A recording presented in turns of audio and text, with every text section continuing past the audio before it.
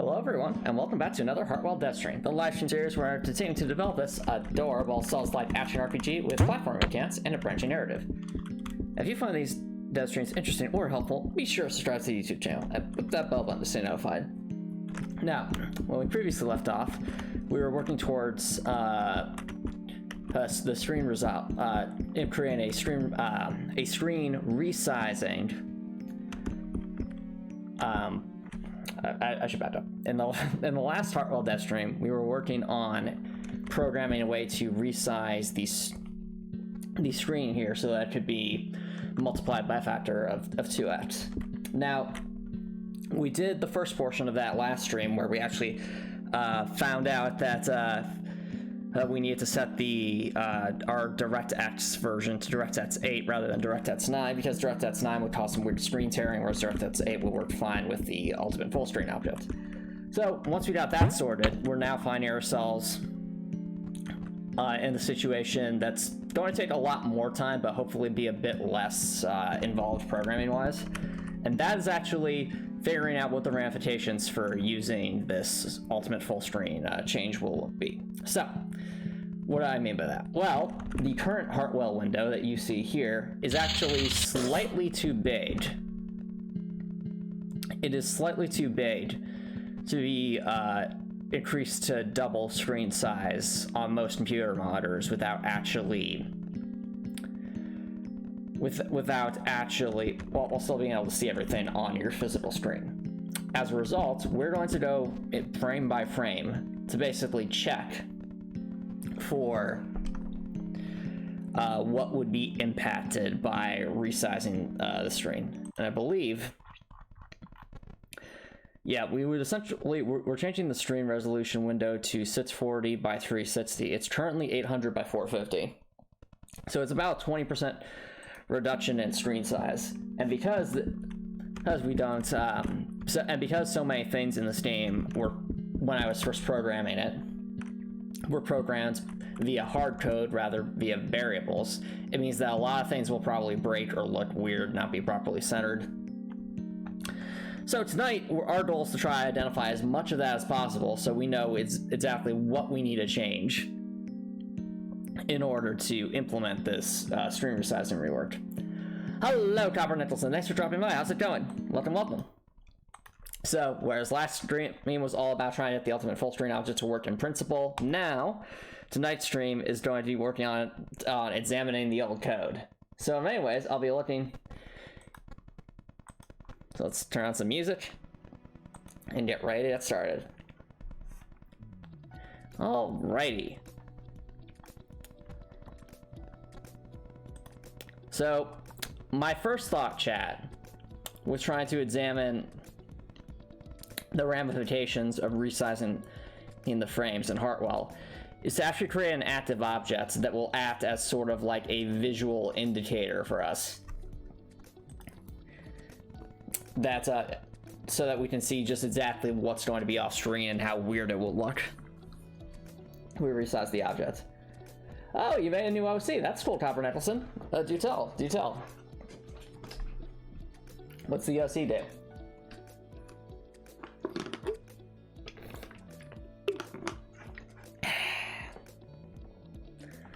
All right. So I'm going to get new active objects.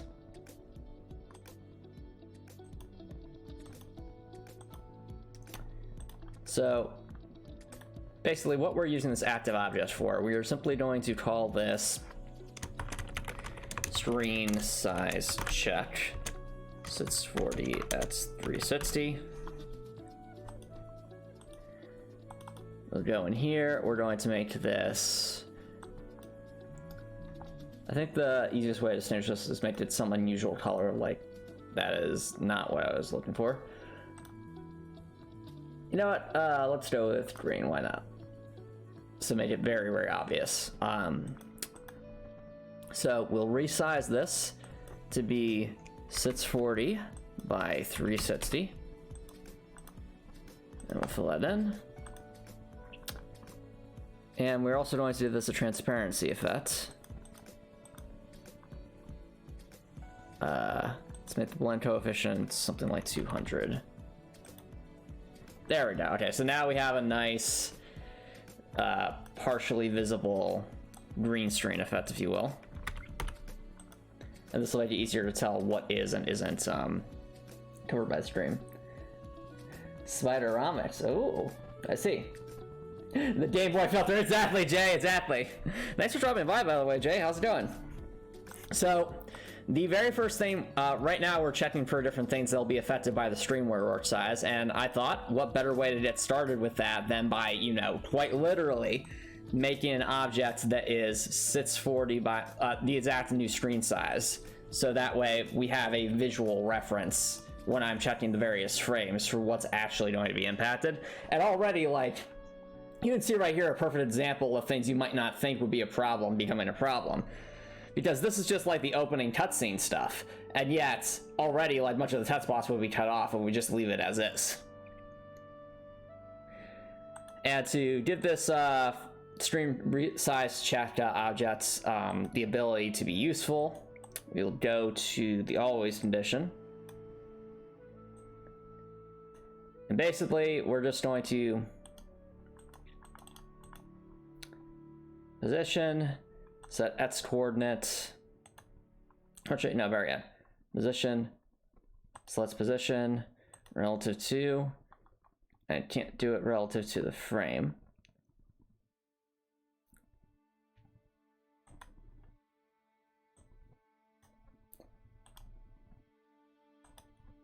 Set the x coordinate to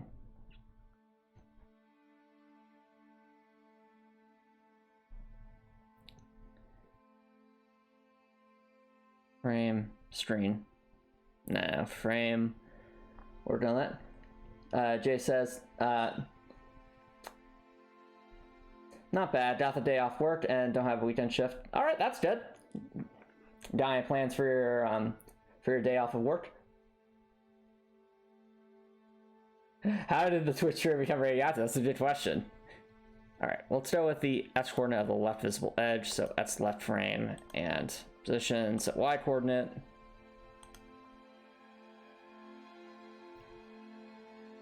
So y coordinate of top visible edge. And let's just, to be extra sure about this, make sure our active object's in the top left corner.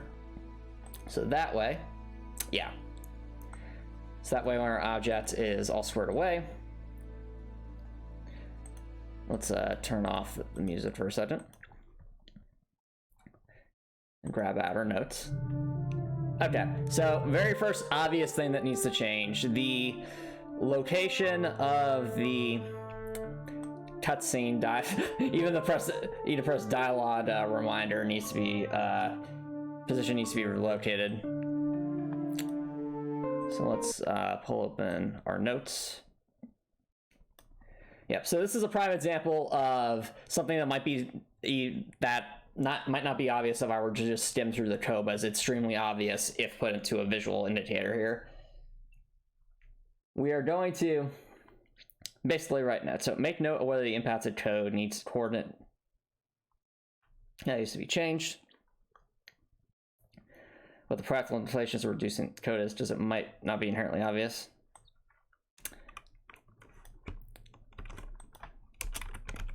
Okay.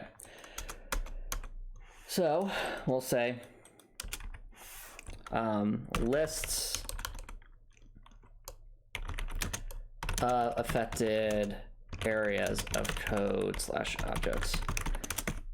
Right now we are in the main menu frame. Things we have notes.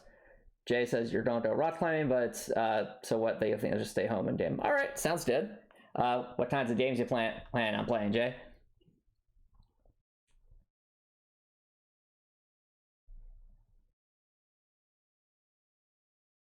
You're saying that Heartwell became radioactive? I disagree. I disagree. All right, main menu frame. First thing we notice, the escape skip button will probably have to be moved closer to the upper hand corner of the frame, since there will be less space when other objects are moved. Next thing that's obvious, the opening cutscene visual objects, i.e. images,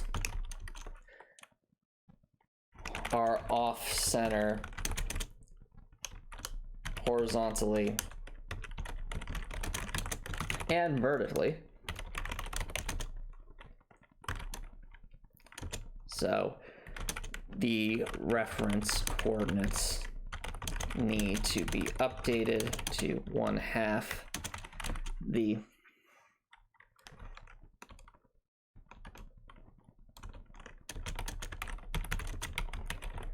to align within the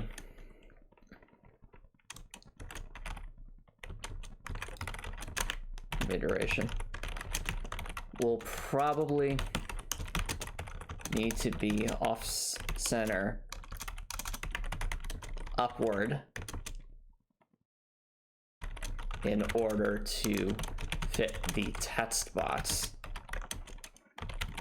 within the new screen size. Oh, Jay says you're still working through Final Fantasy, but you've really enjoyed Palworld so far. Yeah, I actually saw you play some Ball Race here, but you're not very much into that. I've heard about Palworld. Isn't that like the... It's basically Pokemon... what was it called? Isn't it like based off Pokemon Legends Arceus, but it's like got some action RPG mechanics? Art Survival Evolved meets Pokemon. Not gonna lie, it actually sounds pretty fun. Is it pretty fun?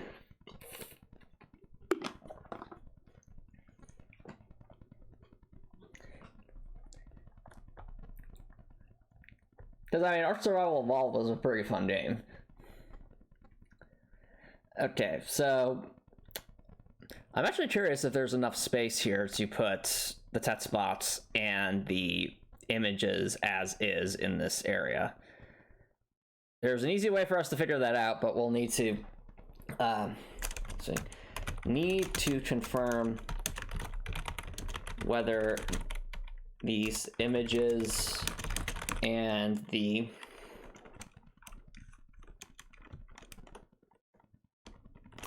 text box UI. Hello, Anthony the Virus. Thanks for dropping by. How's it going? Can I turn on subtitles? No, there's no subtitles to me doing a dev stream, Anthony the Virus. And as for Heartwell, I mean, Heartwell, all the dialogue in Heartwell is text-based, so I guess you could argue it already has subtitles by default because there's no like voice acting or anything like that. But yeah, how's it going, Anthony the Virus? What's new in your world? Need to confirm whether these images are... Oh, let's turn on the music since I'm right now in note writing mode. Jay says, it's very similar to Legends Arceus in gameplay, and the future designs are similar to Pokemon. It's very much a survival game first. Alright, well, I mean, that's actually good. That's good. I like it when, like, when games take their own spin on things and aren't just, like, a true copy-pasted clone. Like, let's see, what's a good example? So... I may not be a fan of Five Nights at Freddy's, just because I just generally don't like to play horror games. But I can respect that, like, I think it's called, like, Security Breach or something. Similar kind of idea with, like, the animatronic horror things, but completely different kind of horror genre. Whereas Five Nights at Freddy's is very much a 2D puzzle game. Security Breach is more of a 3D horror escape kind of thing. Or what's another good example? Let's see, thinking of like spin-off games or like clone games that are fairly well made. Well, I mean, just the Souls-like genre in general. You can fire a pen. What? That seems like almost Newgrounds level of shenanigans. Oh, I mean, by Newgrounds, I mean, like, the Flash game website. Because then, like, I remember playing games where, like, you'd actually play as a penguin and try to launch yourself as far as possible to get past an iceberg. I don't remember what that game was called. I think it was called, like, maybe Flight or something. No, it wasn't Flight. It was Learn to Fly. That's what it was called. Learn to Fly. Anyone else here play Learn to Fly? That was such a fun little game about penguins trying to learn to fly. Okay, need to confirm whether these images and the TouchSpots UI can fit. So let's put a to-do here as a reminder. Highlight that in, let's go with yellow. And whether these images and the TouchSpots UI can fit within the new screen size.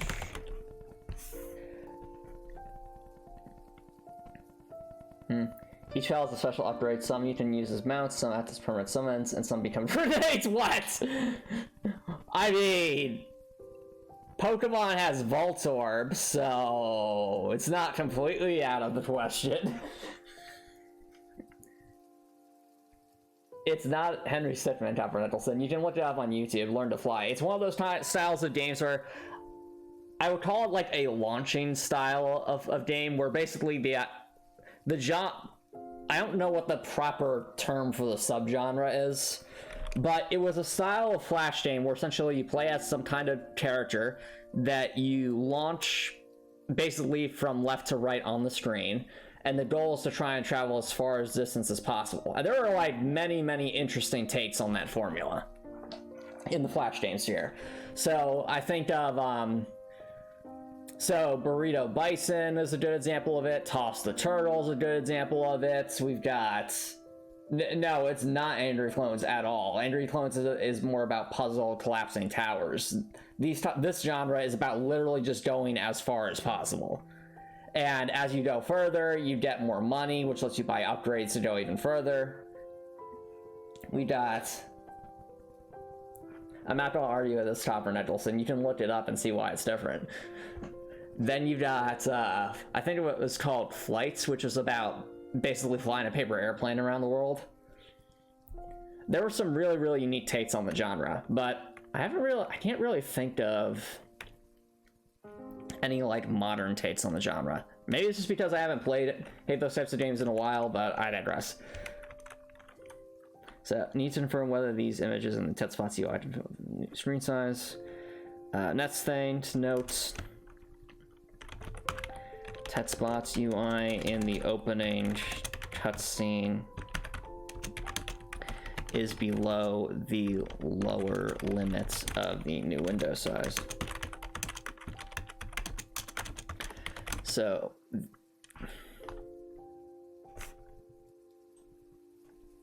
all right, is off center horse needs to be adjusted upward and to the left so that it fits on screen. Jason, it's still early access name, but the devs will respond real quick with patches to glitches or small gameplay fixes. That's good. I'm glad to see that they're active in the community. It needs to be adjusted upward and to the left so that it fits on screen.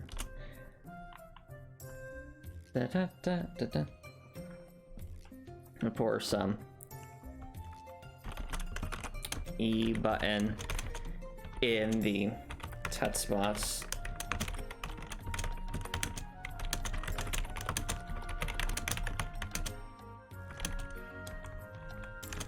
I think this automatically is based on where the TouchSpots UI is. And finally, we have E press dialog reminder will have to be moved up the left within the new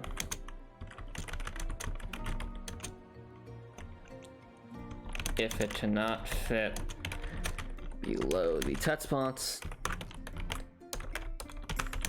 place it to the bottom right. Near the bottom right corner of the test font UI.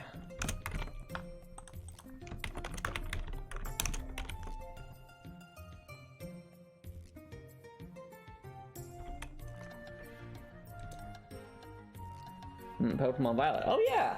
Hope you have fun with that, Copper Nicholson. I heard it was a very fun game. So, anyway, all this writing here is to say... Let's pause music since we're going into this.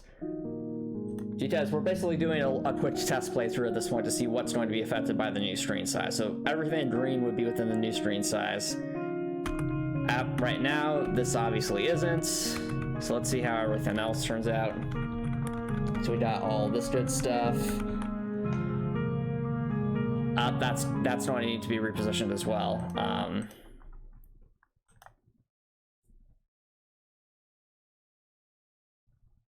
That's UI and dialog text. The position of the final line after all we've suffered.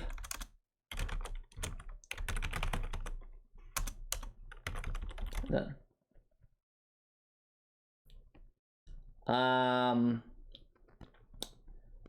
Are you just saying which female character in Pokemon Violet would be my favorite, or just...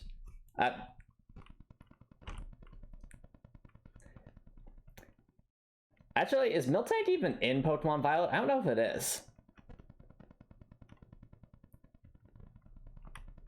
Well, let me answer your question with another question, Copper Nicholson. What's your favorite female character in the game, or do you not know any of them yet?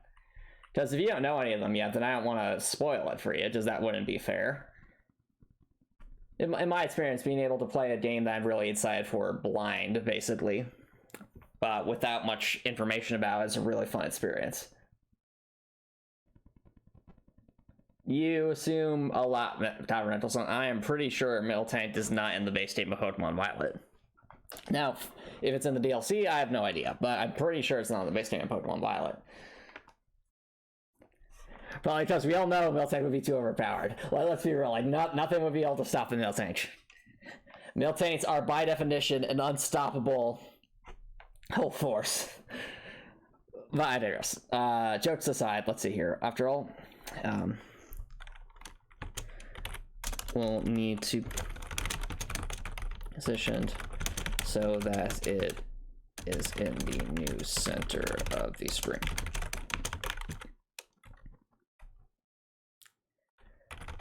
Ask Game Freak that question, Copper Nicholson. Those are the ones who developed the game, not me. Alright, so establish that. Well, Heartwell logo is off center. Press any key is off center.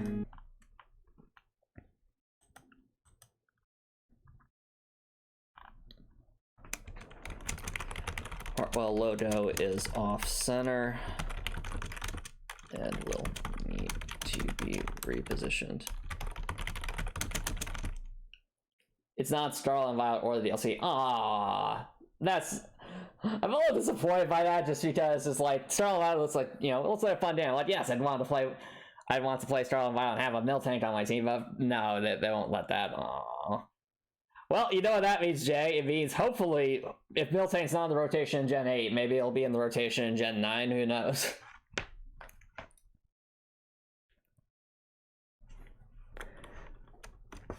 It could also be because perhaps some of the newer Pokemon fill a similar role to what Miltank would, and hence why it's not on the rotation.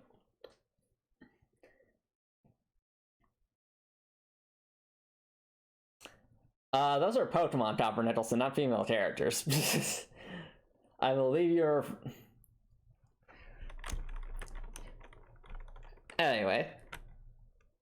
And we'll need to be positioned to the center of the new screen. Press any key. UI. is off screen will need to be recentered and moved upward to full screen. All right.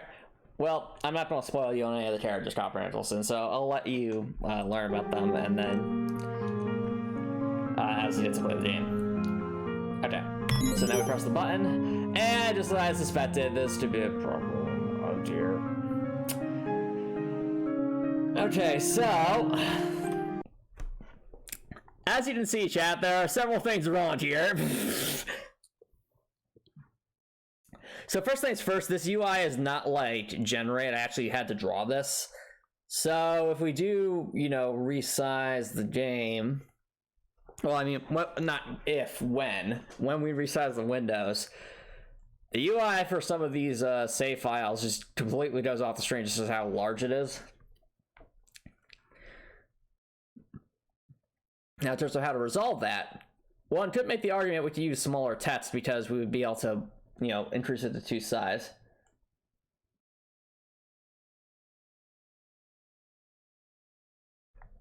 Oh, really? Huh, I didn't know that, Jay. Okay. So it might actually be like a regional reason for why there aren't very many cows, but there are plenty of bulls. I gotcha. Interesting. Okay. Did they confirm where Gen 9 is going to be, or is that all speculation at this point?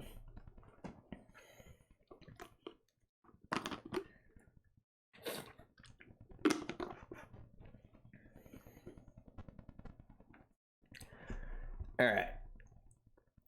So let's see.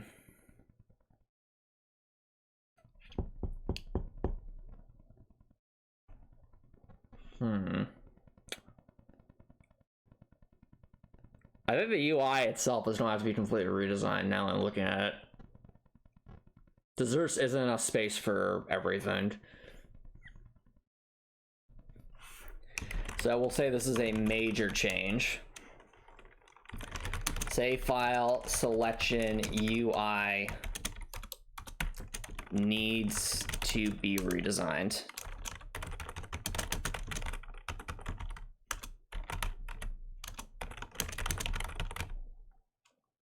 And reprogrammed.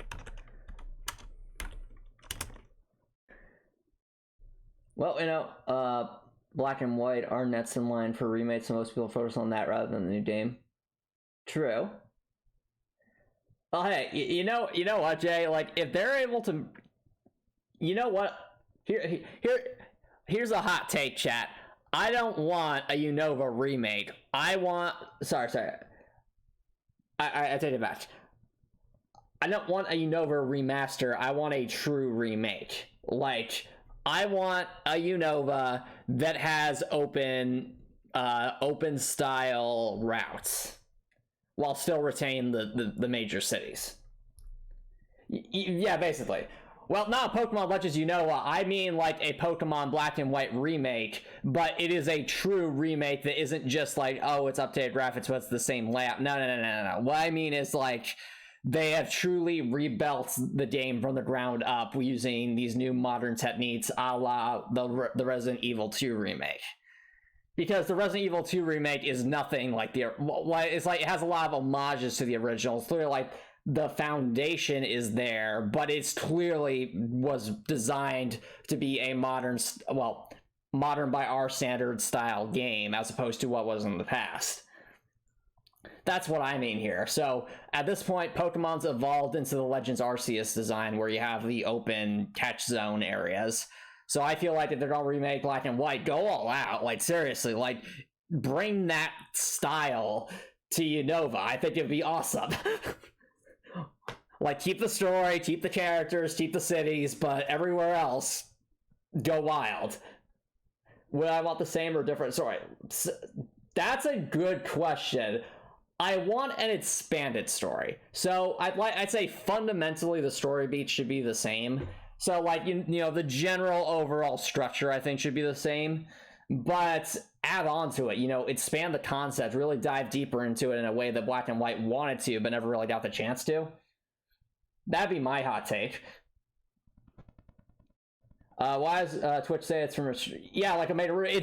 Exactly like Omega Ruby. Because I think we can all agree that Omega Ruby made Wally like a much better character than he was in the original game. Like Wally got his own little arc, and it was so cool. So I'm just imagining like in a black and white remake, like.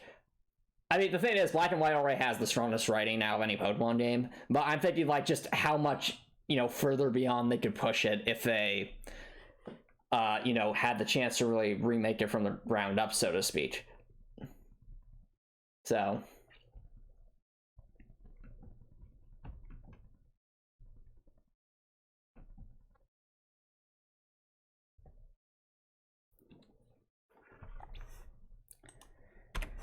Anyway.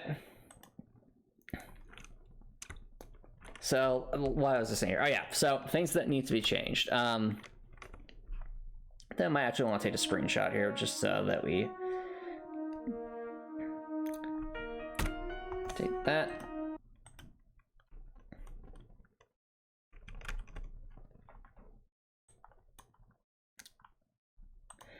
That's more so for my own sanity, so I can at least see what the challenge is.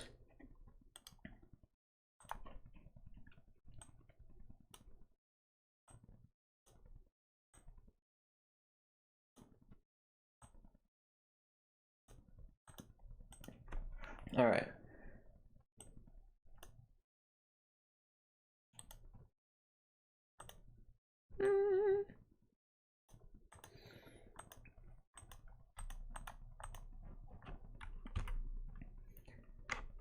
Okay.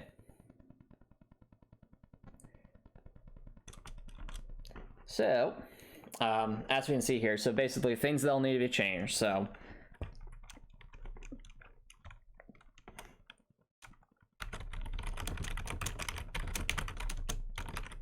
halves and associated UI need to be moved to the bottom. May need to move the UI instructions to the bottom left of the screen to make more room.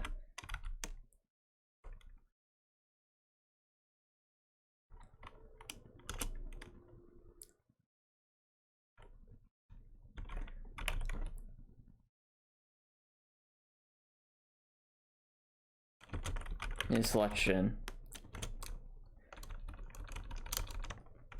Save file UI needs to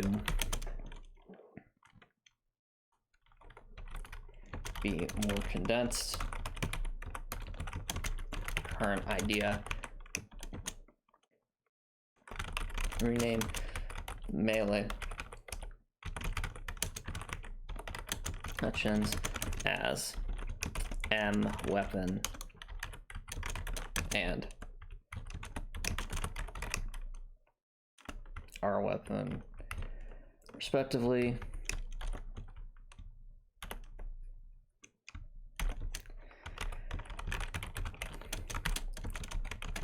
They can be placed so that these sections can be placed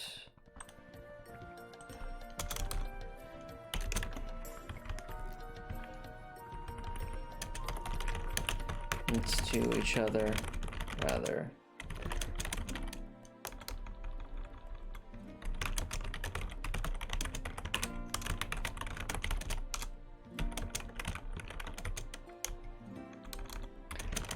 this would reduce the vertical space that each save file selection takes up.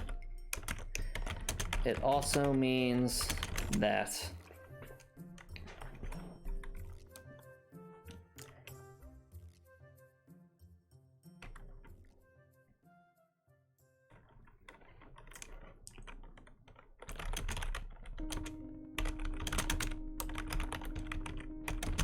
locations and sizes of the save file select button regions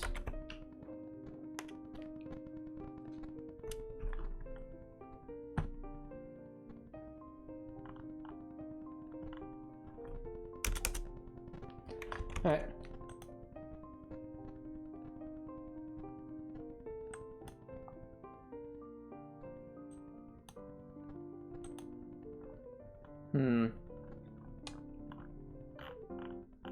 Got that main feature there.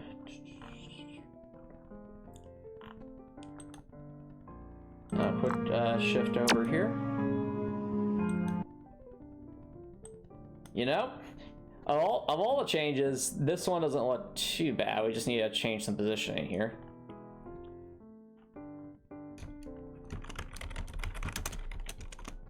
Rotations need to be moved more to the left and upwards.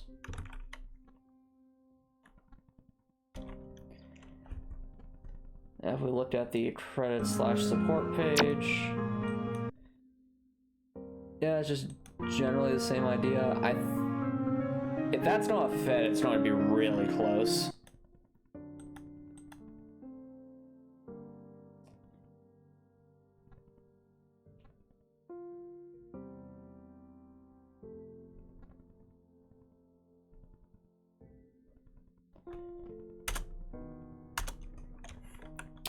So credit/support, I need to be moved up to the left. Additionally, one of the following changes must occur.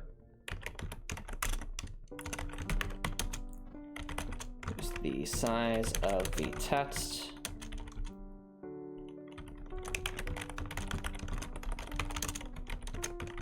section, so that the Heartwell logo can still stay in the top center of the screen.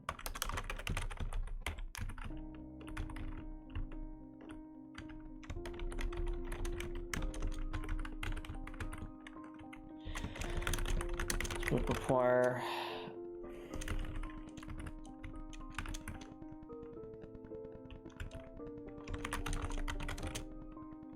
location of the hyperlink regions needs to be reprogrammed.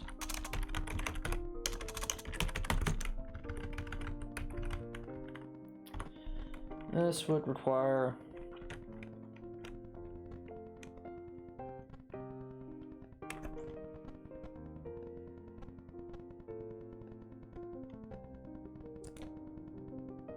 let's see here.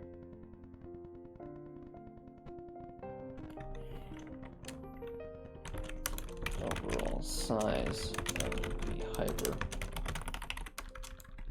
hyperlink regions to be reduced.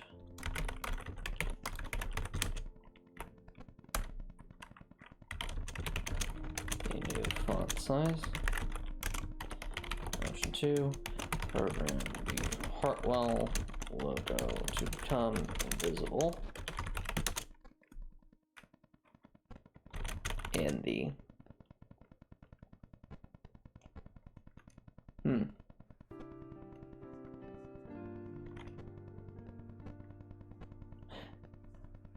What? That all right, that's pretty crazy, Jay. That's pretty crazy. Like, I'm surprised. But does that lend credence to the theory that well, actually, no, Palworld's, you know, a separate entity from Pokemon. I just think, like, I remember the game theorist made a whole theory about that humans are Pokemon in the Pokemon world.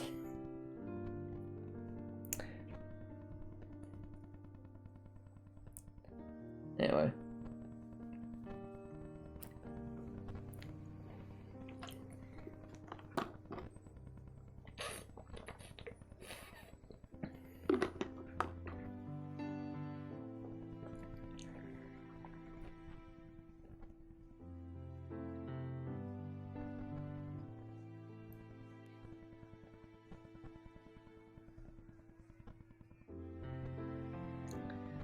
And the Heartwell would become invisible.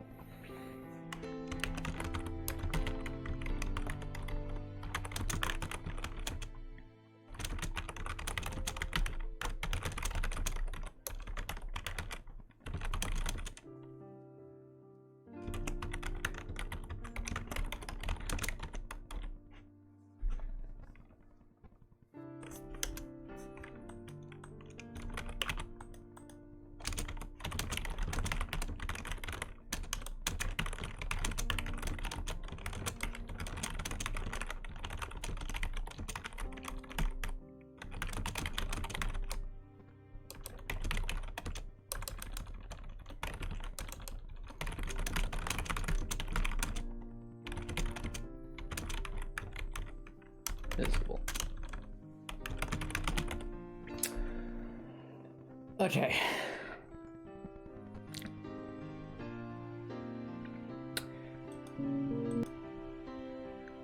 So chat, no, it took a little while, but you'll notice we've typed up about almost 3 pages of information here, and we're only just getting started.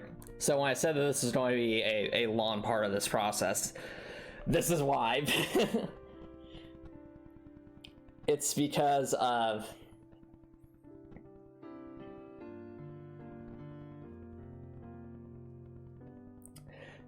it's because that just so much is affected by this that we really need to understand the scope of what's being affected so that we can address everything portion by portion. So that was all just for the main menu frame.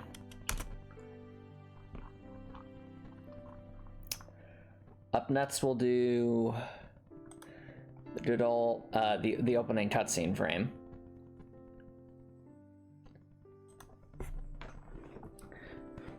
Since that will most certainly be impacted.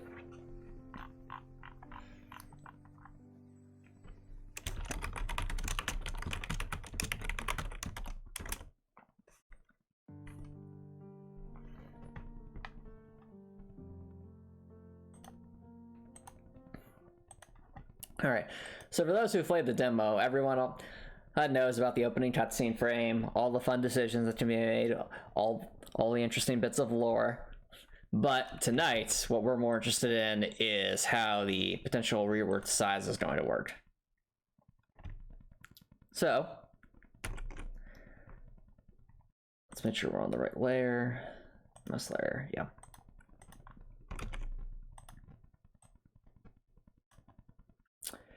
Okay.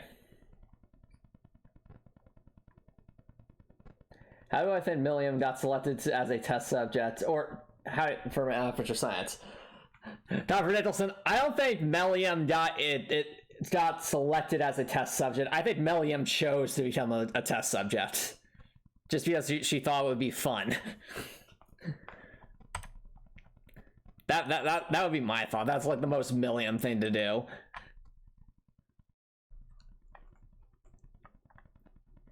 It's really like, test subjects, that sounds fun.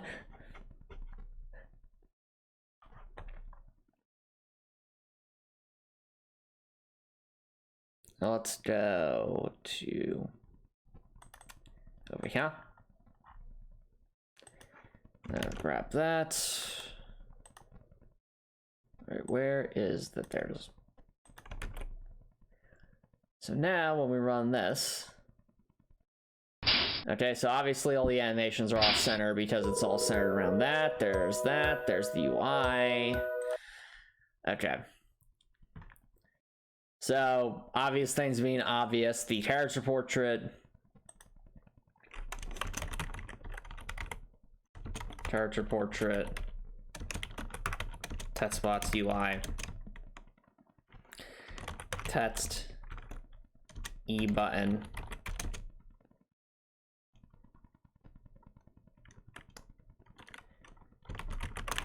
Character animations. Dorothy / and Cassandra.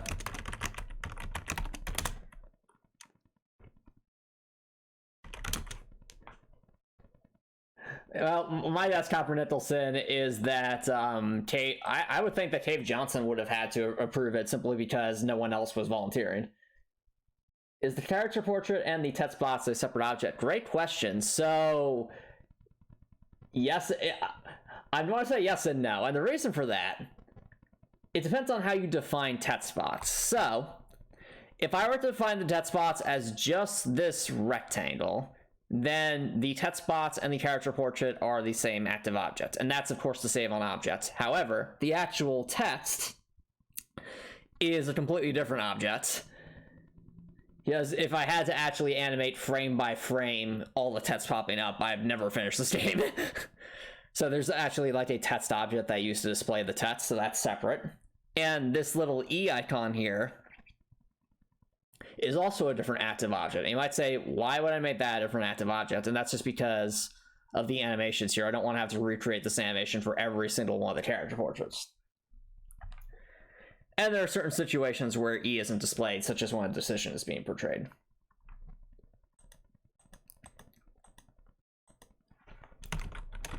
And the background needs to be moved to be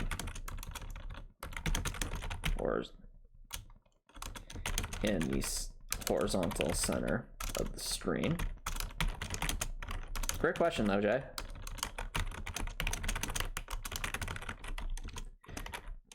Non-UIL objects / backdrops. Cassandra, Dorothy, and the background need to be moved upward vertically so that they are vertically centered. Okay.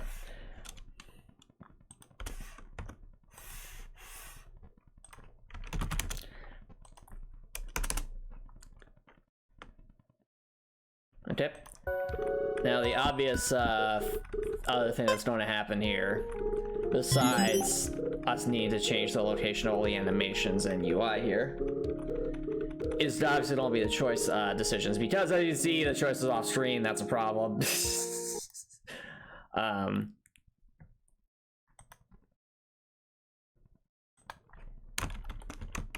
Make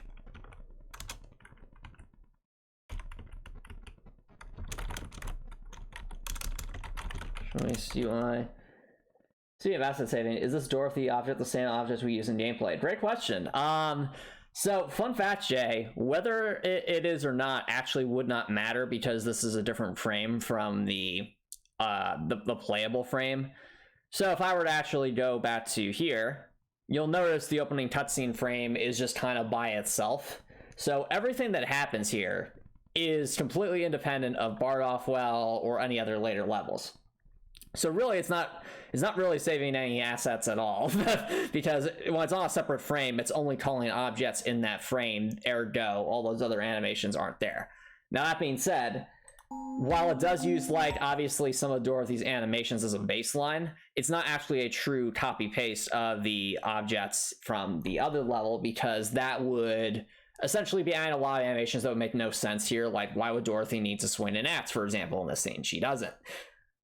On the other hand, because of the way these cutscenes work, and because, you know, for those who pay really close attention, you'll notice that, like, Dorothy and Cassandra have little animations. It's not like one of those old 1980s RPGs where every character just has a walk cycle and that's that. I tried to animate the characters to make them seem a bit more realistic. And because of that, the way I do that is by essentially, Fusion 2.5 has a 32-point circle that uses to represent different directions, and I essentially increment the points on that circle can be controlled by a value number, with 0 representing the 3 o'clock position, and every value you increase by 1 up to 31 would be like going counterclockwise around the clock. And I use that to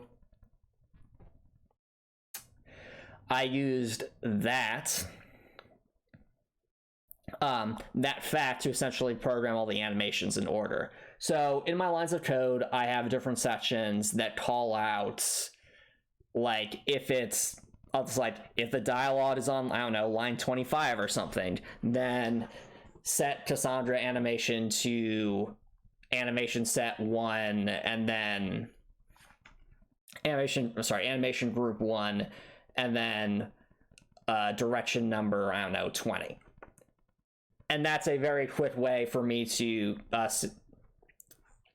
save assets here, because I don't have to add as many animation frames within each object. I can just call it out from programming language. Generally speaking, with Fusion 2.5, it's better performance wise to use fewer animation frames and more programming, that is, to do it the other way around. And that's just because, you know, fewer images, less data, etc. Let's see, am I free tomorrow night? So I've got Dungeons and Dragons tomorrow night, but if it's like in the early afternoon or something, maybe.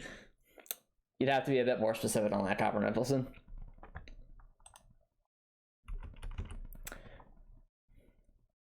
Anyway, as I was saying, we need to, well, we'll need to obviously move and recenter the decisions. I'm also seeing that it might be necessary to move the decisions closer together, because in a for decision section, I'm trying to think, like, would that even fit? So decision objects.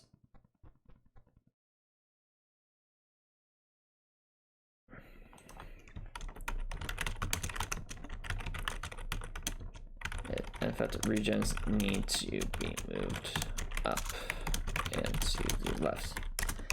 If for decisions cannot fit on screen at the same time, you will need to reprogram the spacing to be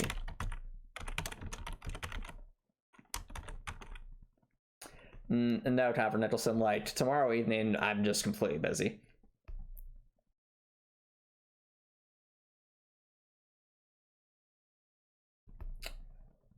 Saturday mornings, possibly. You'd have to give me a time frame, Copper Nicholson.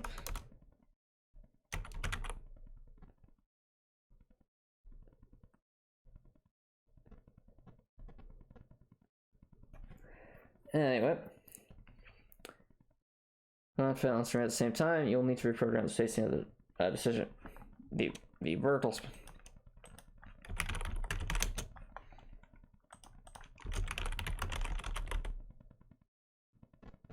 Oh, 10 a.m. Yeah, I think 10 a.m. 10 a.m. could work. I just would want confirmation on that. 12 p.m. is usually lunchtime. But I could probably make 10 a.m. work. Anyway, as I was saying, so obviously decisions need to be reprogrammed. Let's see what a for decision point looks like. Yeah, so for decisions, what would that look like if we shifted that upwards? I'm just trying to think about this. So if everything gets shifted upwards, it might fit, but it might be a pretty tight fit.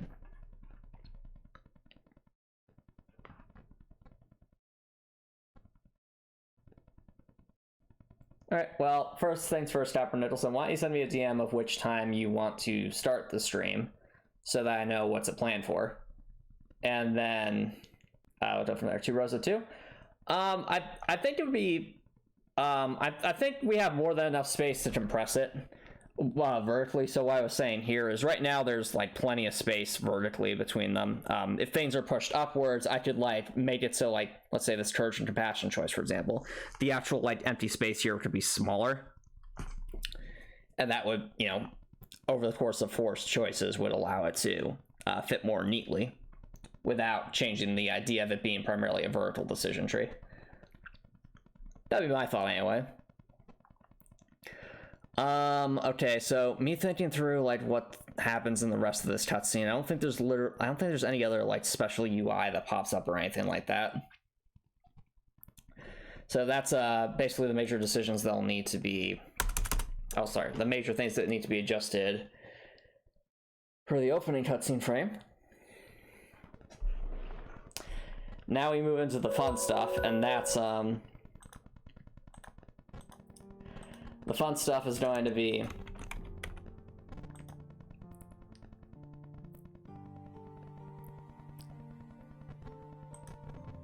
the actual like main frames.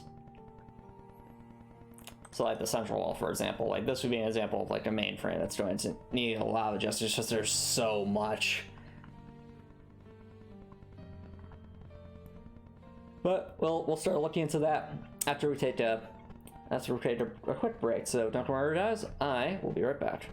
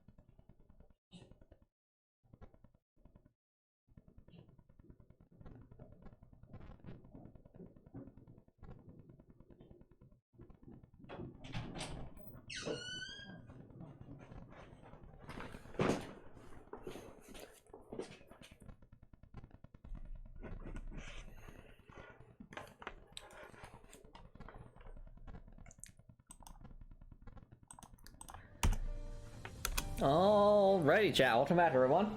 Let's continue.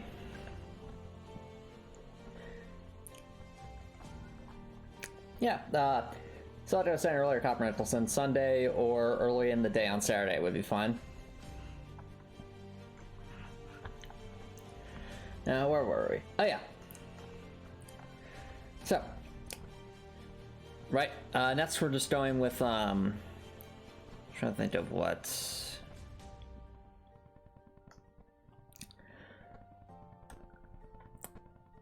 Let's start with Bardoff Well, Central Well.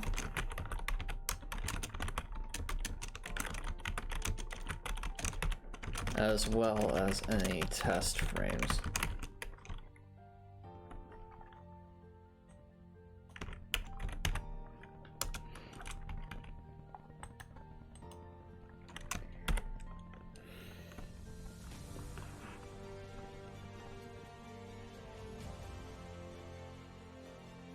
Alright. Let's see here.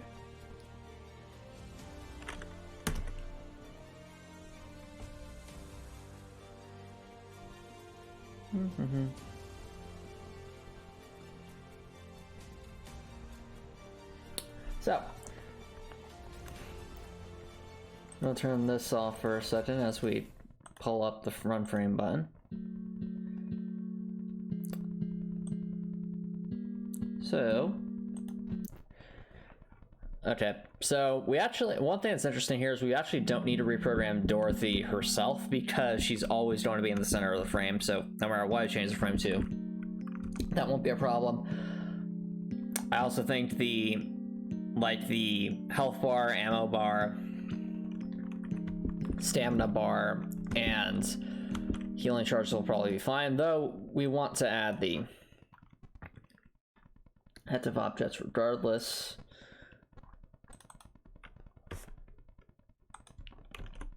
One second.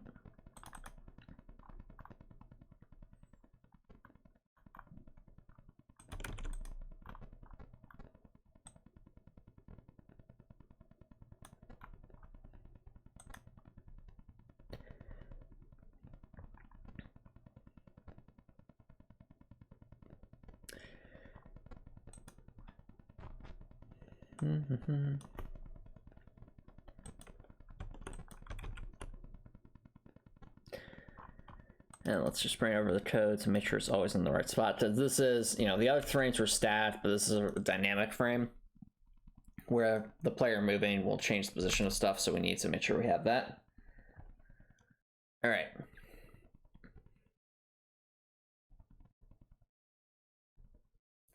Now we've done that.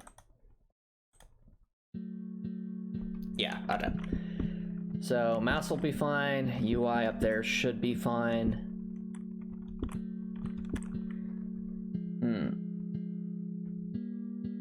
Okay, good to know, Copper Nicholson, good to know. Let's see, what other things are there? Now, for those who are wondering how it's possible that this door could be closed when we start in this room, it's because when I'm debugging, I sometimes reset the doors. Now, let's find ourselves a lore bit. Aha!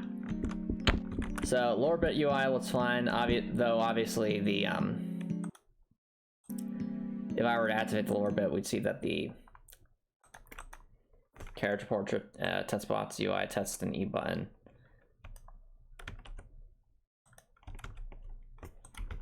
would need to be moved to be in the horizontal center of the screen. Yep.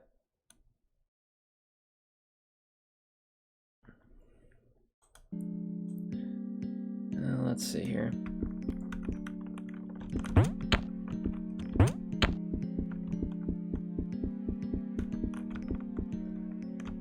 Alrighty. So we have that touch box. If there was an item to collect, that would probably be affected. Let me see. Is there an item I can collect here?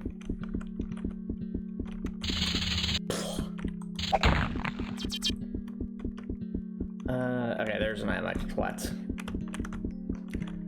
Pretty sure that one needs to change. Let's see here. Oh yeah, also chat, this is actually a perfect time to showcase, you know, the ammo and stamina regen, well, not stamina regen, right? So the ammo regen rate now is a lot faster, so that's what it looks like now, for those who are wondering. And also, you know, jump costs way less now, so you can actually do a lot more hops in a row without, you know, feeling like you're being held back, so to speak. So, should definitely makes the game feel a lot faster. A lot less waiting time. So let's see. Can I make this jump? Let's find out. Yes! I did. Now. Alright, that needs to be moved, so... all items / key collection UI needs to be moved to the upward to the left. It is on screen.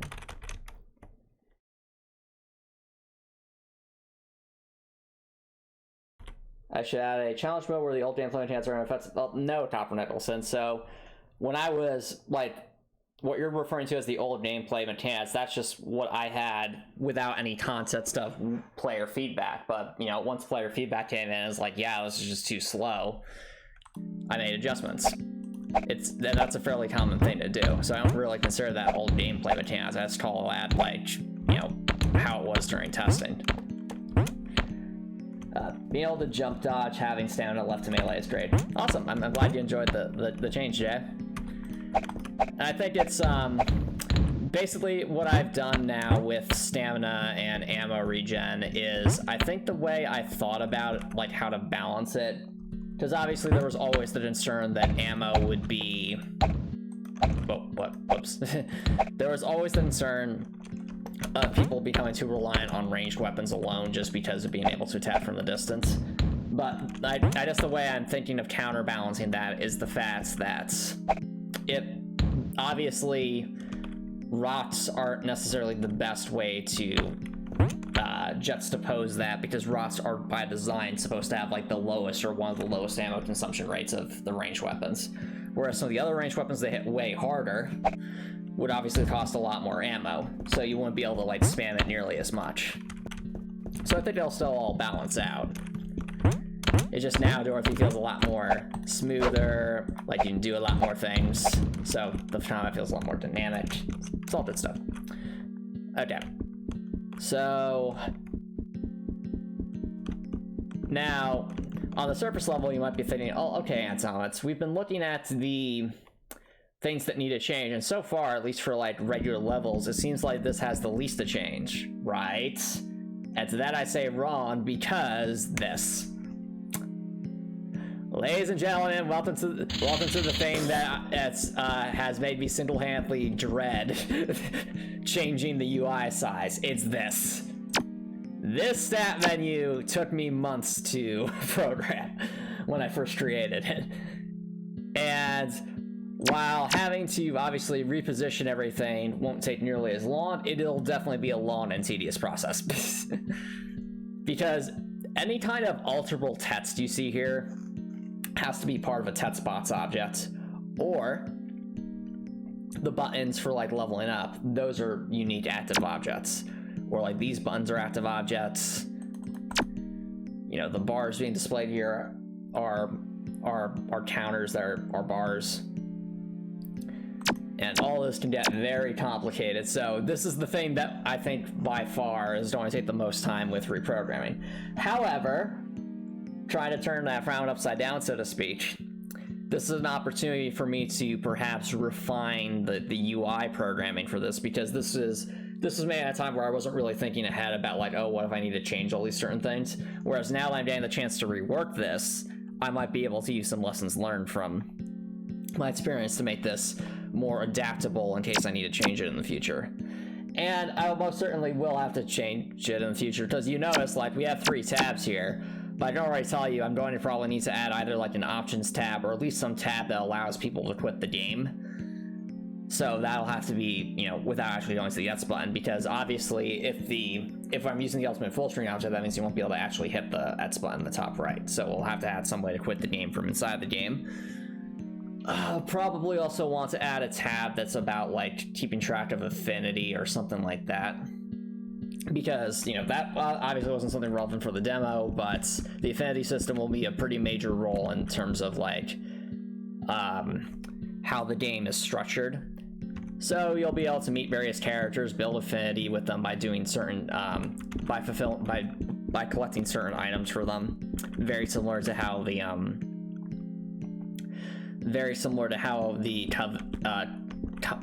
the covenants work in Dark Souls. Except instead of just going up to some random NPC and getting a random item here and there, you actually get to have like character cutscenes with specific characters as you're gaining certainly affinity points, followed by being rewarded with new stuff like weapons. So, and it also impacts the story. But, you know, in order to do that in a meaningful way, I'll probably want to have some tab here, at least to keep track of, like, you know, the affinity progression of different characters that you've met. At least that's an idea I have. So that way it's not like you're constantly guessing, like, oh, where am I at? Am I making good progress here? Thanks to that effect. So anyway, well, I'll just put a little note here as, like, major change. The real reward is the friends you made along the way. But seriously, though, it really is, because I feel like once I get the affinity system really going and you guys get to see these other major characters in the game, which, by the way, one of the fun things about the way Heartwell is designed is that technically every single one of the major characters in the affinity system are optional. So what that means is you have all these cool characters that you can build affinity with, or you could choose just to never meet any of them at all. Like, that's or like you might meet only some of them, and it's all dependent on where you're going. So very much following the branching path design philosophy right there. No friends challenge run. That would be a challenge run, though, because the thing is like the way it's currently structured, like, I would say each one of the 6 major characters with affinity can provide you know, you unlock multiple potential weapons from building affinity with them. So that means if you're not making friends with them, that essentially means there's like a massive chunk of the weapon pool that you just don't have access to because you refuse to make friends. So you'd be limited to like boss weapons and environment weapons. So I wouldn't necessarily say that'd be a hard challenge run, but it would definitely be a challenge because there's some pretty cool weapons that you can only get from building affinity. Heartwell bully % run now. I think it'd be more like the what would be the right term? The Heartwell, like, what's the term? The recluse run, yes. Dorothy Recluse. Where it's just like you're just as being as completely antisocial as possible. No friends challenge. Can you beat Heartwell without any friends? That's just no.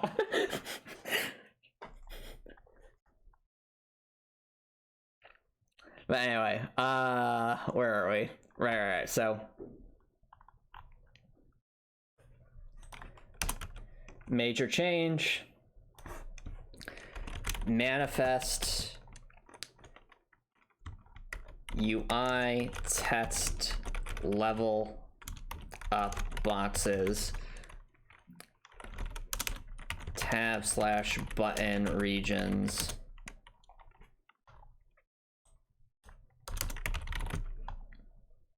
so we have level up buttons. Let's see what else is here.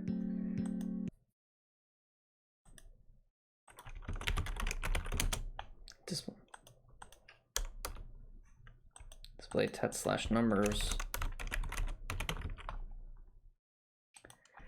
let's see. Bars. Level up buttons. Melee / range. Weapon selection buttons.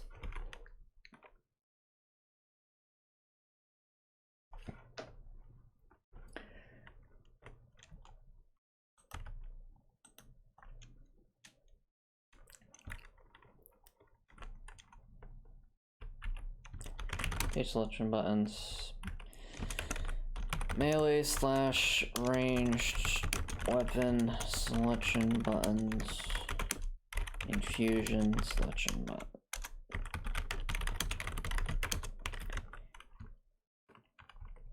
All need to be updated.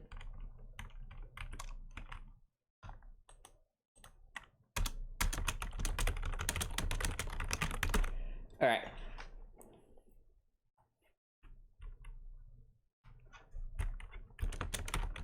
That the manifest is roughly in the center of the screen. This could be an opportunity to rework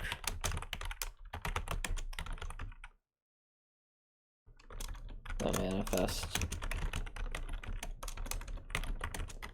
Conditioning to use variables so that if anything needs to be changed in the future, it is a lot easier.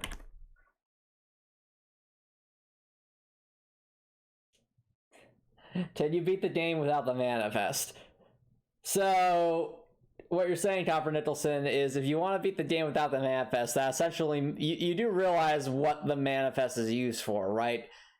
Not using the manifest means you would never be able to change weapons, you would never be able to level up. You would basically just, you'd be stuck with fists and rocks as like your two main weapons. You'd never be able to level them up. And the only way you'd ever be getting your stats any better is by collecting various items throughout the world. I mean, you know, if that floats your boat, by all means, it'd be an interesting challenge run, because it's effectively a player level 0 run combined with a fist only and rocks only run. So there's that to consider. Okay. So we know about this. Thinking about the game, is there anything else as I'm walking around here that would... Oh wait, that would be affected. Yeah, that would be affected. Just look at this, chat. So while the whited out area wouldn't change, the actual like displayed UI would have to change. So I would consider this also a major change. Oh, whoops. Major change. Do you lose the manifest at any point? You want a stealth segment to steal that. You know, that's a really cool idea, but I'm not going to comment on anything like that. I'll say that's a cool idea. I'm just also going to say don't necessarily get your hopes up that something like that would be in the game.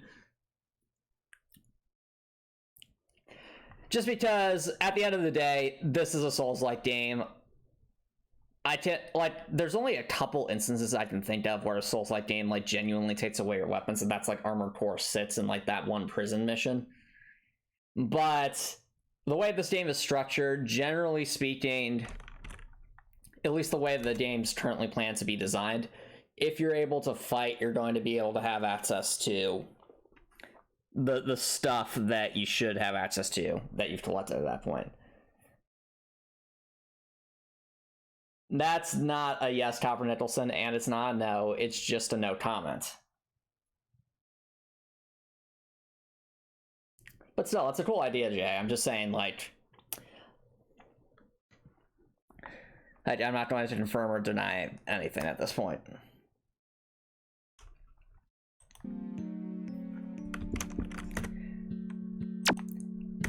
So let's see here.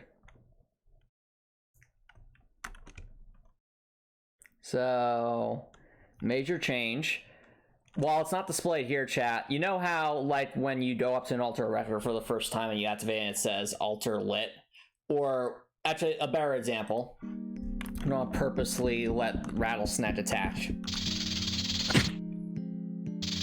So watch closely, chat. That. So that UI. I forget what I call this, but announcement text, that's what I call it.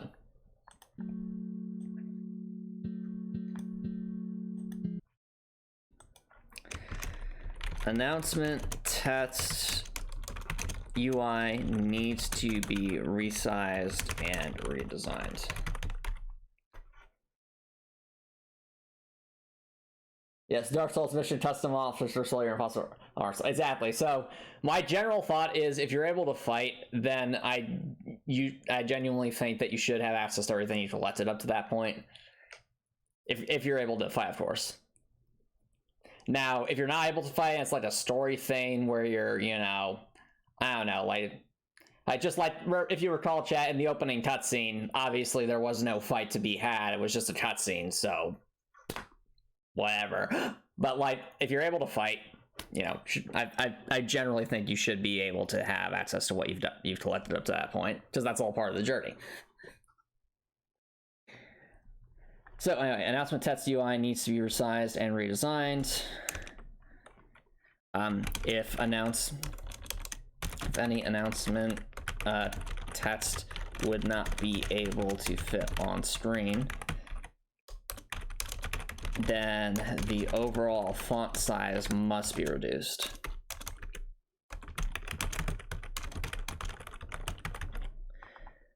So, overall size of announcement text. This is just you wanting more Metroid Zero mission. Fair enough, fair enough. Well, hey Jay, if you want to think about it this way, you could make the argument that if you're doing a true no manifest run, that just by simply never opening the manifest and never using anything that's capable of, that would be probably about as close as you could get to a no manifest run, since you'd only have access to your fists and rocks, and you wouldn't be able to level them up at all. So it would truly just be Dorothy at her most basic capabilities. As an announcement text needs to be reduced. It's 48.360. Okay. So we've done that.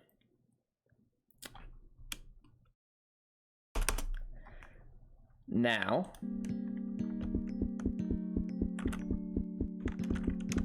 so, okay, walking around here, is there anything else? So I'm trying right now. I'm just trying to run through my head like all the different gameplay mechanics that are present here. Yeah, that's fine because that's just all tied to a specific location. That's fine.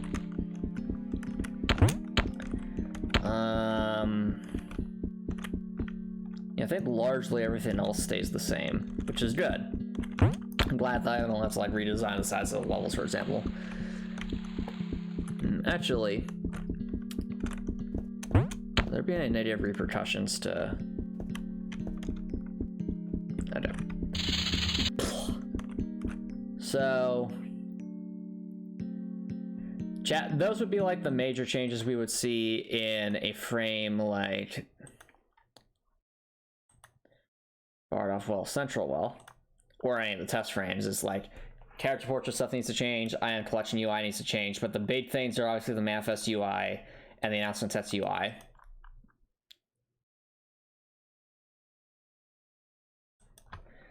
As well.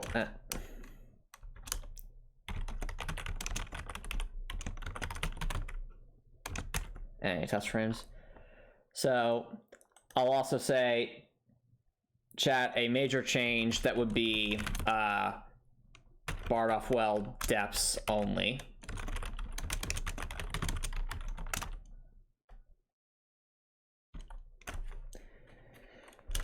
So there are two things that I can think of that would apply only to the Heartwell depths, at least with the way the game's currently designed. The first, this should be pretty obvious. The boss health bar UIs don't have to be changed. Like, not fundamentally changed, like the concept is fine, but like the positioning of it all still don't have to change. So let's see here. Oh, I forgot this is a separate thing.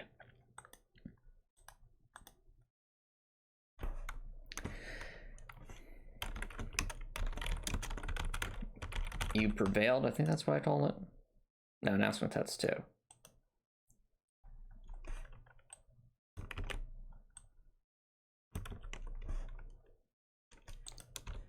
So announcement text 2 UI needs to be resized and redesigned. There's all that. That's the Heartwell depth nature change. Heartwell depths only.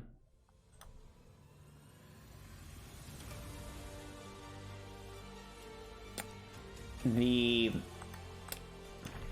boss health bar size and animation.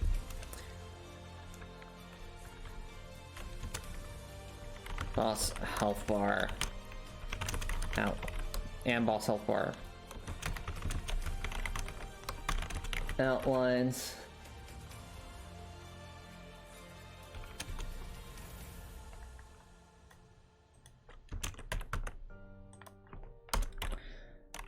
Destroyed animations need to be resized horizontally and redesigned.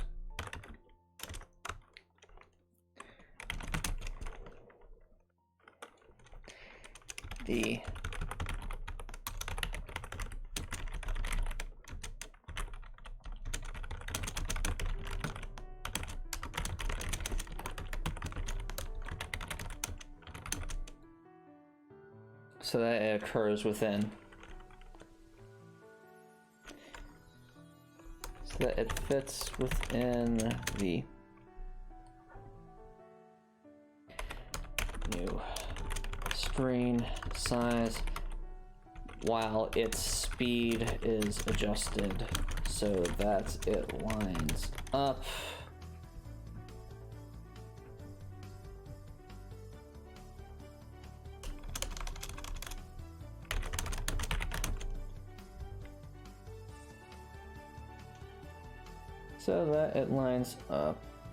with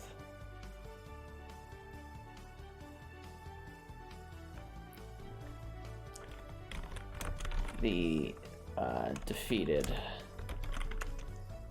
boss defeated sound effects. This probably means a slower animation since fewer frames will be needed.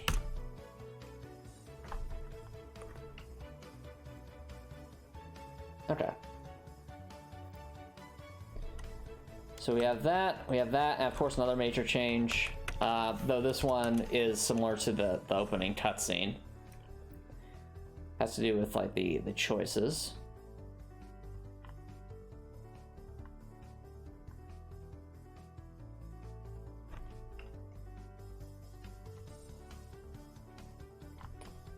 Okay, where are the choices?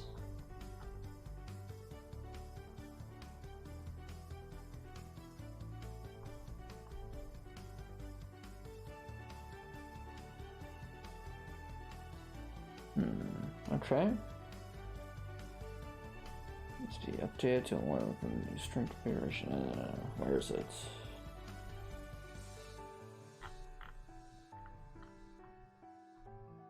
Up here we are.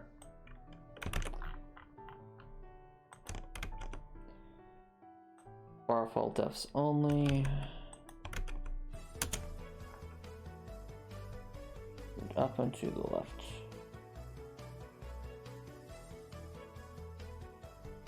All right. And with that, chat,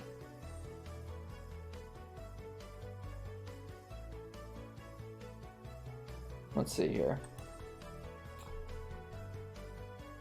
That covers like the main playable areas. However, there is one more frame that needs adjusted, and that's actually the end of demo frame.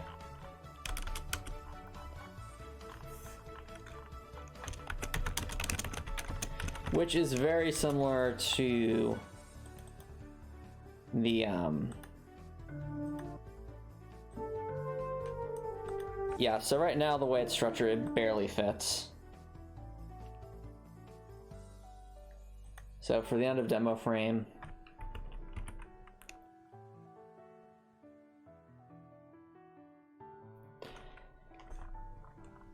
let's see here.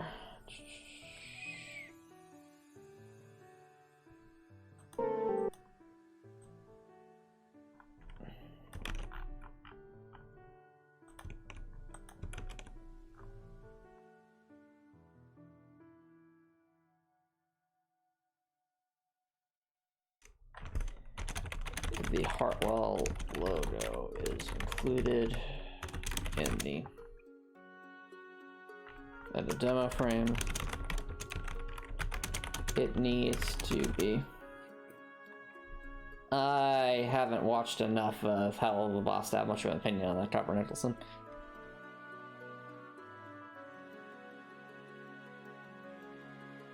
Let's see here. The Heartwell logo is included in the end of demo frame. It needs to be moved to the left so that it is horizontally centered in the new frame.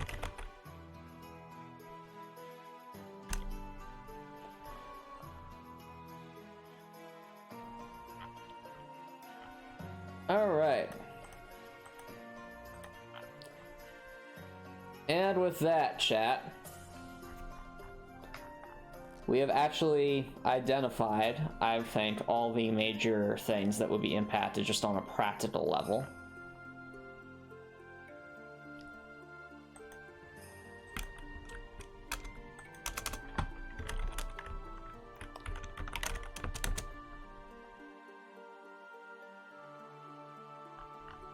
So we've listed in general what the impacted areas are.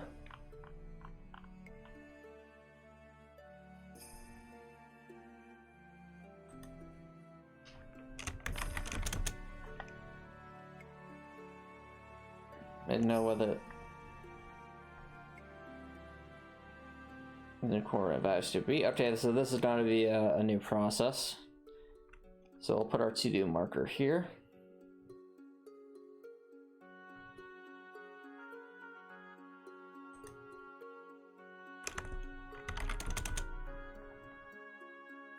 Well, actually, it says identify, but we have to determine the next steps that need to be taken in UI design. Okay.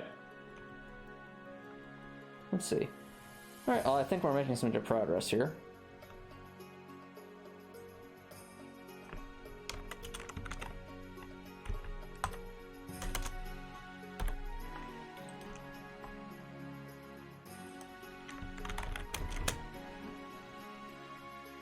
So that's on the agenda is going to be this, which is areas where coordinate values must be changed, calculate what the new coordinate should be. So that's gonna be a process.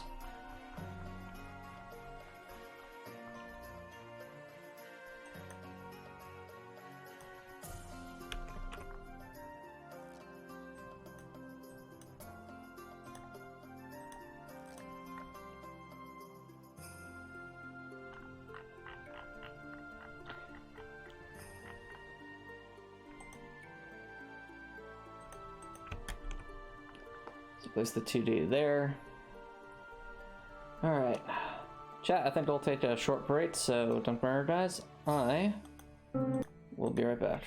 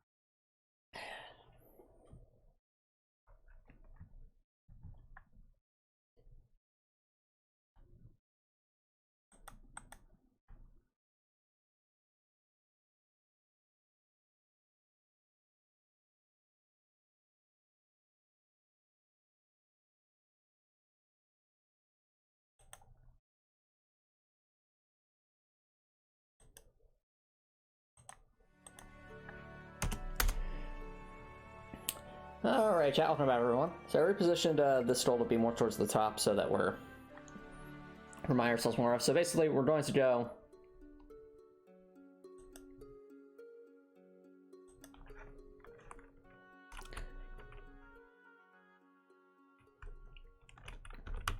examine each section. No weather impactor code. Each coordinate value. So basically what we're going to do now, chat, is we're going to go to the frames we identified previously. Before we do that, I'll make myself a reminder.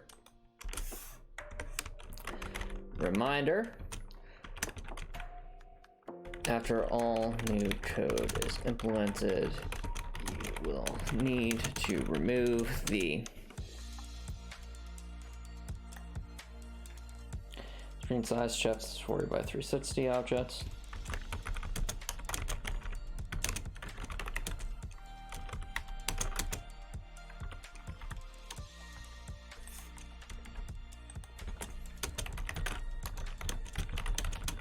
From the main menu, and cutscene, and barred off well.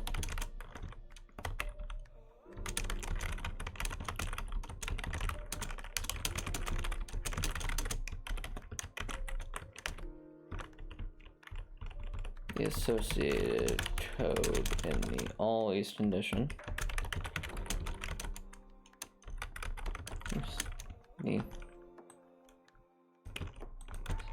The screen size in the top left corner of the screen at all times. Okay. Let's make it blue to make it super obvious for us. Okay. So we're basically going to go point by point, thinking about everything that needs its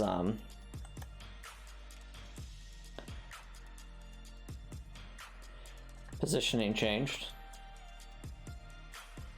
We're going to do some theory crafting here.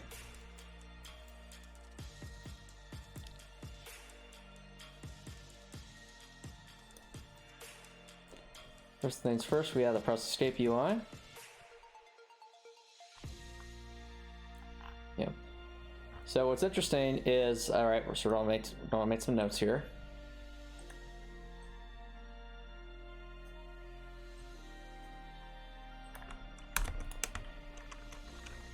The positioning of this UI is not controlled by a coordinate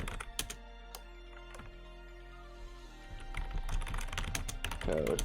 It is placed by hand. Therefore,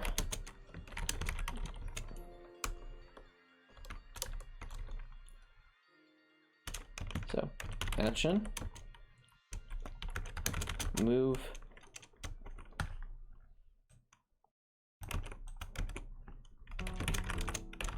closer to the top left corner of the screen.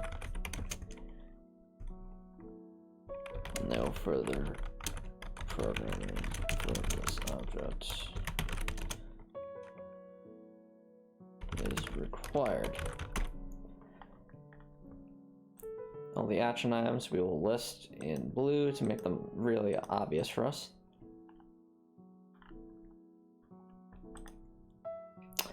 That's the opening cutscene visual objects. So that is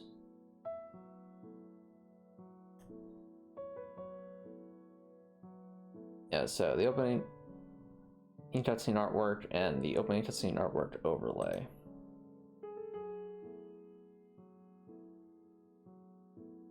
Okay, so seeing what I see here, I'll see file information. So the negative 80 check is just to get off screen, I believe. Although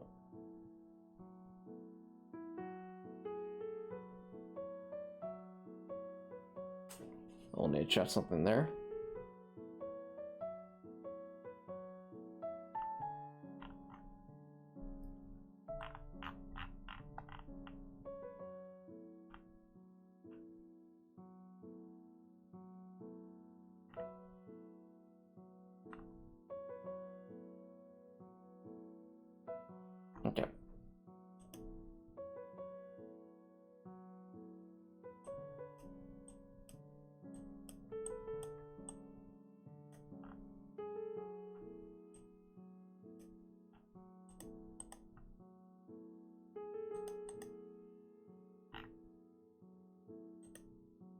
Ah, so that's also the Heartwell logo. Okay.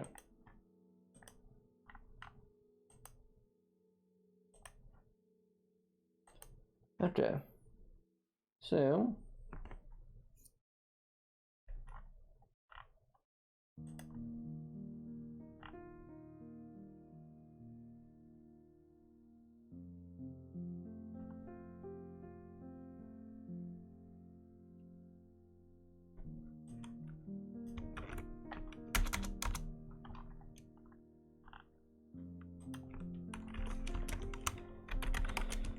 note the opening cutscene visual objects include the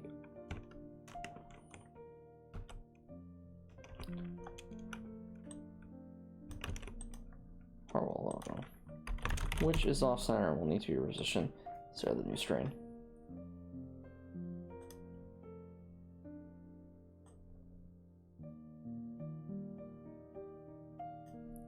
So from what I'm gathering from this, just taking a look at the code here. Yeah, it's all just raw programming, so.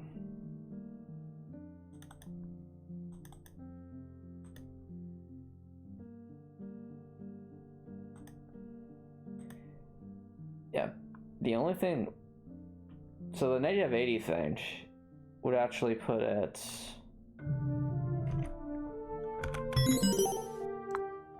Yeah, so the negative 80 just determines where the vertical spacing of this is. So let's make some notes here.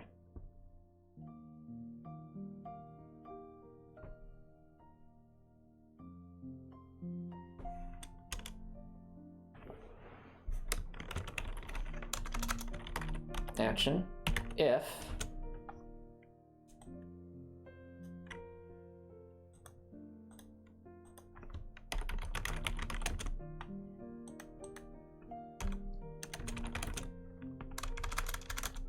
if the Heartwell logo needs to be moved further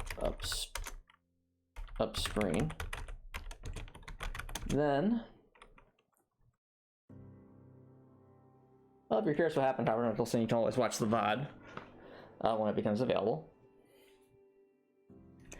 The Heartwell logo needs to be moved further upstream.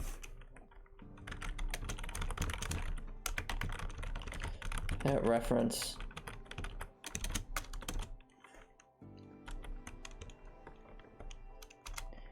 a y coordinate of negative 80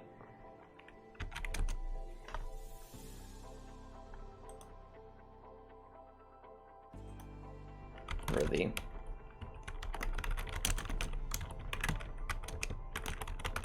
artwork objects would need to be changed to match the new coordinate being used.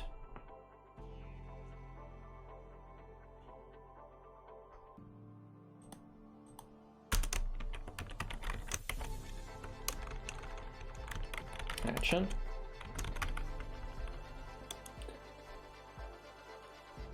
What time works best for me on a Sunday? Good question. Well, I mean, like I said in my Discord or message, Copper Nicholson, it'd be those time frames I specified. Well, like any time in that time frame that I specified. So, if everyone wants to meet up at like 10 or 11 a.m., that's fine with me. If something more like 1 or 2 p.m. works better, that's okay too. Just let me know what works for everyone.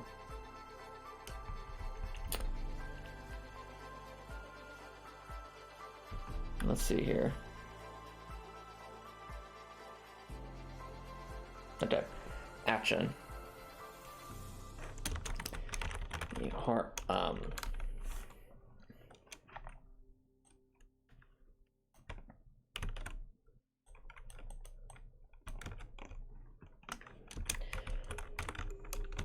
to be repositioned.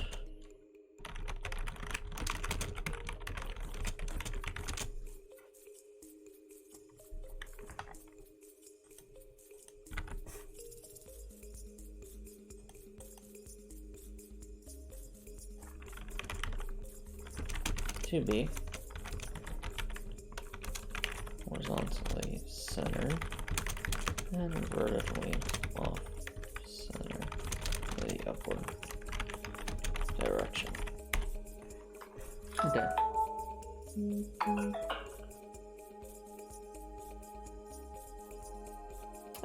Yeah, 4 p.m. should be fine, I think.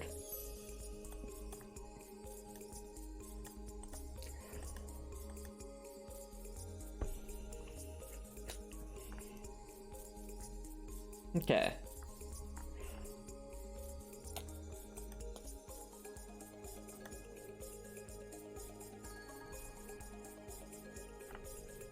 Let's let the opening cutscene artwork.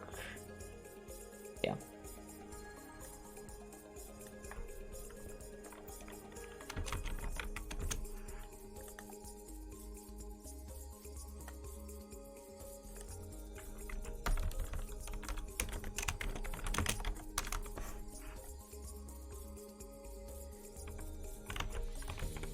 Artwork. Overlay object. Does not need to be programmed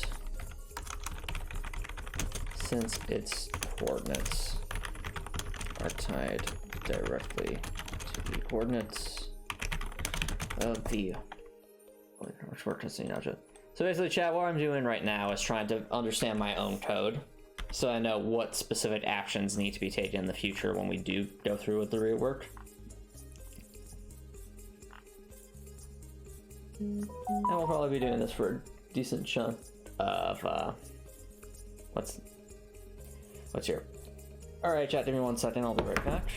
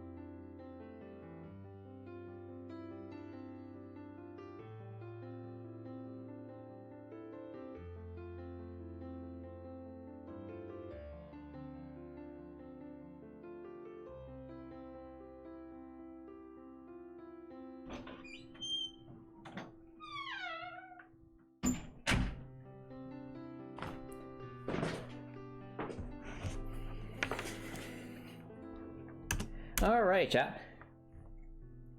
So anyway, like I was saying, we'll do this for probably a couple more minutes and then I'll wrap up. I can definitely feel my my brain fading a bit, but that's okay because while one of the things about game development that people don't realize before they've actually started to do it is that there are a lot of steps that are just fairly tedious and long, and that's okay.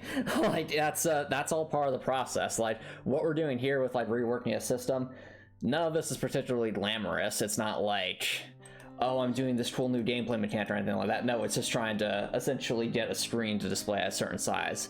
But that's okay, because even though, there are some tedious sections of game development, it's also, once you get through those sections, then you can work on the really cool stuff. And it's also all necessary to help make the game the best it can be. So if you're really passionate about a game you're developing, you will basically you won't just be interested in doing the cool stuff, you'll also be at least have a sense of drive to complete the stuff that seems boring or long. Like, the difference between a game that gets finished and a game that just remains an idea forever is basically the developer that's willing to put in the work through both the fun stuff and the boring stuff. So this is all very necessary. We need to confirm whether the images in the test plus UI can fit within the new screen size. So the way we'll do that, any advice for what to do if you end up despising your own work? Well, what I would say is, if I were in a situation where I was making a game that I just despised, I would be self-reflective. I would ask myself the question, okay, why do I despise this? What don't I like about it? And and try to have that kind of self-conversation. So if it's a case of, I don't like the game I'm working on because I don't like the creative vision of the team I'm working on, then that means that I would either need to talk to my team about, I don't know, probably all hypothetically here. I'm obviously one person working on this, but let's say if I was in some video game company and I was working on a team, I didn't like the creative vision, that would mean I would either have to express my how I was feeling to the team and try to convince them to at least come to a compromise where it's closer to my ideas, or if that doesn't work, then I could either choose to essentially continue working on the project even if it's not something I'm really passionate about, so that I get the opportunity to work on my own project later, or if it's something I really disagree with, then I would walk away from the project. Now, on the other hand, maybe it has nothing to do with the team at all or the creative vision. Maybe it's just that I'm working on a project and I'm looking at what I'm creating. I'm like, man, this just doesn't really have the spark or oomph to it. It's like, it's not really grabbing me. Well, that's a different conversation. You have to ask yourself the question, okay, why is it not grabbing me? Like, what would I find more interesting? That kind of thing. And perhaps it could be as simple as you're just making, I'm going to be talking in game design language here because that's what I know. And I've been in this situation in the past where when I was in college, I basically tried to make a sequel or like a game that was based off of a game I made in high school. Now that project's never went anywhere because, one, I was super busy with college. I didn't really have the time to work on a video game. But two, the bigger reason than just being busy with college is that I wasn't really I wasn't developing a game that fulfilled the most important thing, I think, for a developer to remember is when you're making a game, you want to make a game that you would want to play. All right? And when I was working on that game, I didn't have that mindset. I was thinking, oh, I'll just expand on the concept, it'll be fun. But like, as I'm working on it, I just lose so much interest because I genuinely hadn't sat down and asked myself, Antomicx, is this a game that you would want to play? And, looking back on it, I realized, no, the idea I had there was not a game I would want to play. It was missing some things that I was just too caught up in the forest, so to speak, of saying, okay, I'll just make this game, I'll expand this concept, yada yada. Like, no, like, you need to take a step back and think about, like, is this something I really would want to play? Now, let's compare that to Heartwell. I've been working on this project for 3 years, and only after that time have I released a demo for this game. So, no, it's not that I don't like Anthony and the Virus, it's that I tried to make a game based off of Anthony and the Virus, like a full-fledged game, but like, it wasn't something but when I really sat down and thought about it, I'm like, Anthony and the Virus was fine for what it was, but like, to make a full game based off the concept, it was just, no, it's not something I would want to play. At least not like a full-size game based on that, because it was missing several things that would make it something I want to play. So what I would say is, if you're working on a project and you're like, man, this is not a game I would want to play, ask yourself the question, okay, what would need to change about this project for it to be a game that I want to play? So to use, we'll say, Anthony and the Virus thing as an example, is in the case of that project, if I were to say, okay, if I really want to make this a game that I will want to play, what would need to change? Well, the big thing I would have needed to change is come up with some kind of fun platforming mechanic, because at that point, Anthony, like with the Antomicx, like way that game was designed, the platforming was extremely bare bones and basic, and there was no like fun gameplay mechanics in a platforming sense that I could make actual levels out of. So that was like a big driver of burnout on that project, was because I was trying to expand it into a full game, but I hadn't really figured out how to design proper levels, so to speak. Like, I could understand like the maze-like structure of levels and stuff, but like to actually have some gameplay mechanics to play with, that was not something I was considering at the time. And in hindsight, if I had, that might have made it a bit more interesting to work on. Like, besides that, I would have also wanted to expand how the combat system works, because the basic structure of the melee and range combat is nowhere near what you see in Heartwell. Like, now, in that kind of style of a platformer, would I have had to go as far as Heartwell? Probably not. But like, even just adding like different damage amounts, or maybe a couple of different weapons, or beyond the simple melee ranged attack, would have definitely added a lot more replayability to it and made it a lot more interesting to someone like me.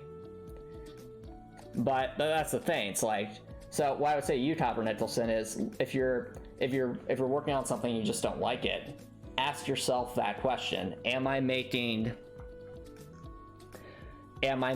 work that I would want to see? And if the answer is no, then you have to ask the follow-up question: okay, what would need to change about this work to make it something that I would want to see? And when you're trying to answer that question, you can't be generic. You have to be brutally honest. So if I were working on, again, using a hypothetical, if I were working on a game, I'm like, is this a game that I want to play? And I say no. And then my follow-up response is, okay, what would need to change to make it a game I would want to play? If all I say is make it a good game, I've learned nothing. You have to be a lot more self-reflective than that. You have to think like, okay, what specifically would need to change? So anyway, that's my 2 cents on that, Copper Nicholson. Is have some introspection and self-reflection, rather than simply saying, oh, I despise this. Like, like, it's okay to dislike something. Like, it is perfectly okay to dislike something. But the important thing to do after that is you have to ask yourself, why do I dislike this something? If you don't do that, then you're not accomplishing anything. But if you do ask that question and then try to say, okay, I dislike this something, I've identified what I wish would be different so that I would like it, then you have something to work towards, then you have a new goal. And you can make it, and then you can turn something that was once something you disliked into something you liked. Anyway, so circling back to Heartwell, the reason been working on this game for 3 years and I'm still going strong on it is because it is a game that I would want to play. Like, every single decision I made here is made because it is something that I genuinely would want to play. So, to pull up the things here, we've got, cute style character portraits similar to the kind of games like Shining Force that I used to play as a kid. Similar art style to, again, games like Shining Force that I used to play as a kid. That's kind of top-down, cute pixel art style. You have an adorable and optimistic female protagonist. Again, that's, I'd want to play a game like that because growing up, I was just, so many games just had male protagonists or protagonists with that had no gender, but there was like very, very few games that were truly female protagonists. So that's something I want to play. Souls-like game, tough boss battles, challenging but rewarding combats, RPG mechanics and leveling stuff up, all of that stuff that I would want to, have a game that I want to play. Your Wi-Fi went nuts. Well, in summary, Copper Nicholson, what I was telling you is if there's something you dislike that you've made, you have to ask yourself the question, am I making something that I would want to see?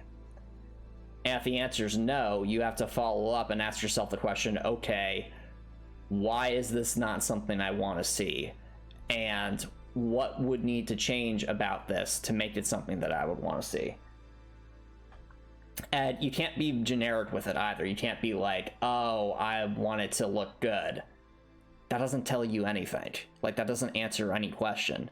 You have to look at it as, okay, what don't I like about this? Well, all right, thing A, thing B, thing C. And once you do that, then you can be like, okay, so what can I do to turn the thing I don't like into something I do like? And then you say, okay, well, for item A, I can do X, Y, and Z to make it something, to make it better. For item B, I can do X, Y, and Z to make it better, and so on and so forth. So that'd be my recommendation, Copper Nicholson. Anyway, enough about that. Let's get back to looking at the code. Next item, text UI and dialog text. Oh wait, no, that's not that sign. That sign is need to determine the sizes. So you might be asking, Anton, how are you going to determine the sizes? So what I'm going to do, fun little factoid. You notice here in the bottom left corner, there are these little icons here. This is one of the nice things that Fusion 2.5 does. This little icon right here will actually tell you the size of the object that you've selected in pixels. So left object's the horizontal size, right object is the vertical size. So we have a vertical size of 258 and a horizontal size of 410. Now if we go over to the TextBox UI, vertical size of 70, we have a vertical size of 79. And the important thing here is the vertical size, because 79 plus 258, let me pull up a calculator. I mean, I should be able to do some mental math for that, but so 258 plus 79 equals, yep, 337. Which is, 337 is less than our target of 360. Which means the UI would be able to fit as is, but it is going to be very tight. And because of that, that means we're going to have to think about where some certain other things will be. Because the press dialog button UI is 16 pixels tall, which if we were to add those together, so 258 of 79 plus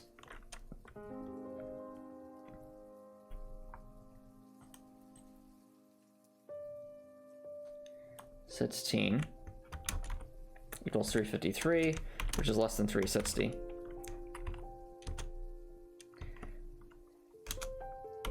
Conclusion.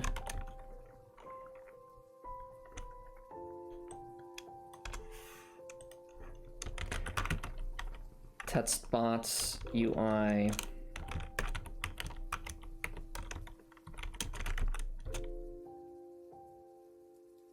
and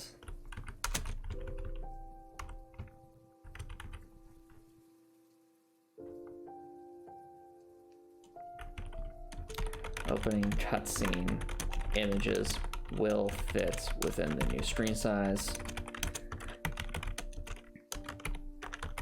but it will have very little space. That's the thing about how this would have to be spread apart, about 7 to 9 pixels.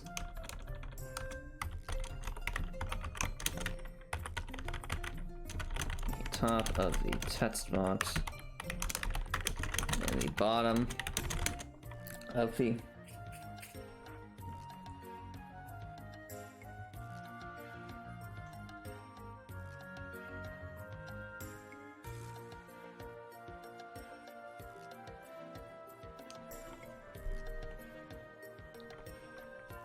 opening cutscene images.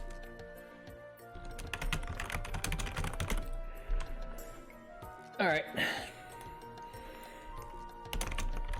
Conclusion. It is not reasonable.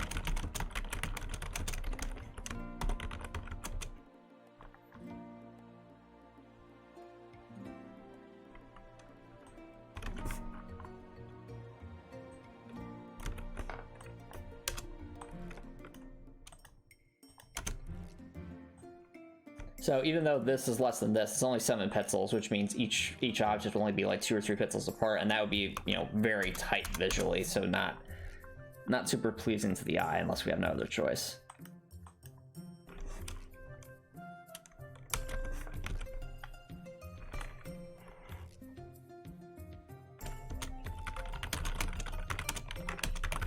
It's a limited space, so we will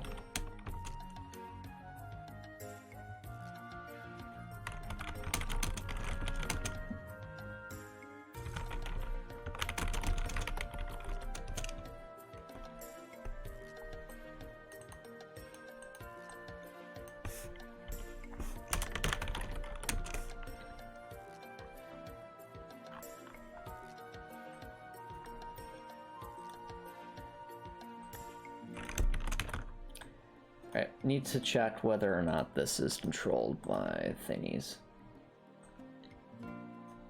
By thingies. Yeah, okay, it's hand placed. By hand placed, I mean I move it with the mouse and there's no like actual programming for it.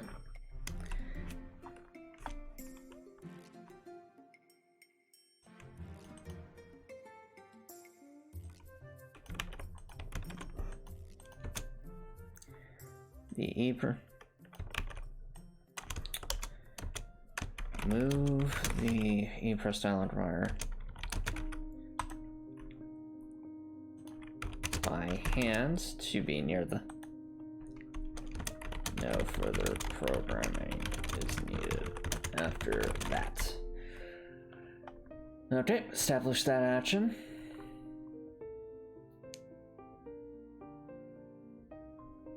All right, TextBots UI. And dial a text in the open. Okay, we need to see where that's located soon.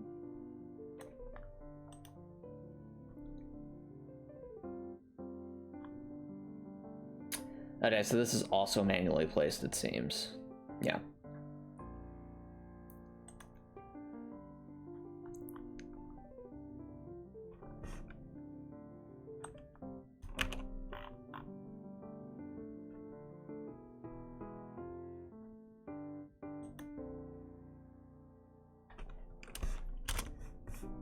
That might be an animation, so...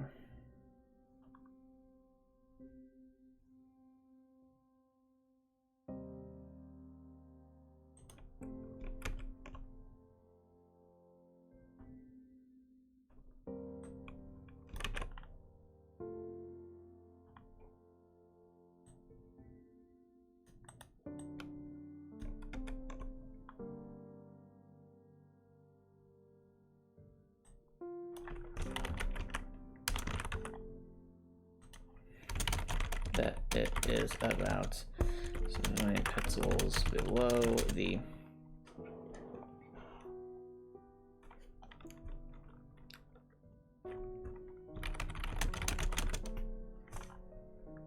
bottom of the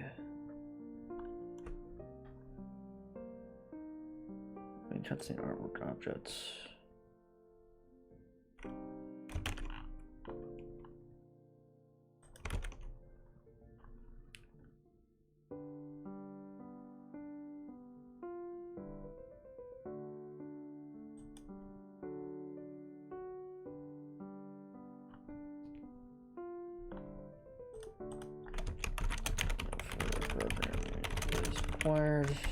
Okay. Now, where are we? Oh yeah, we need to investigate that.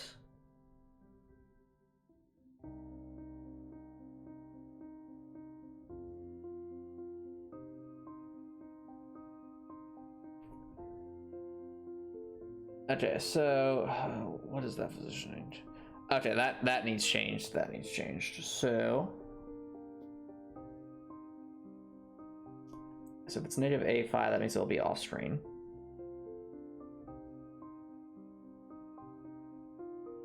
So line 337.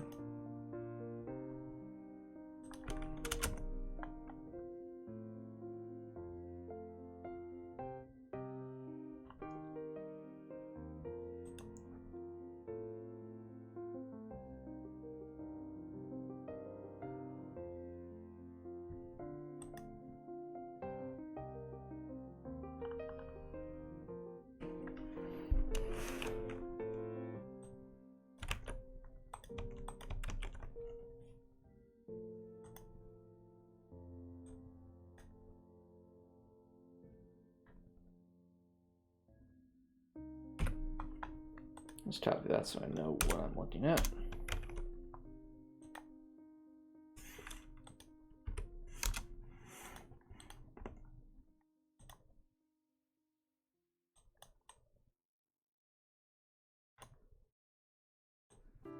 There we go.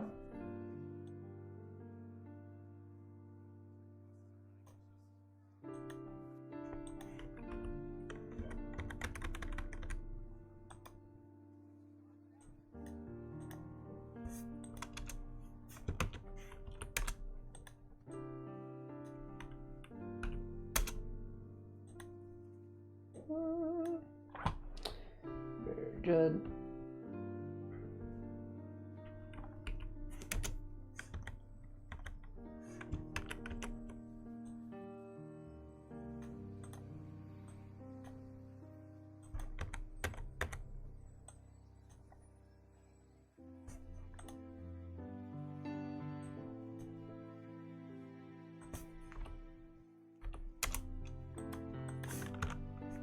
Okay, so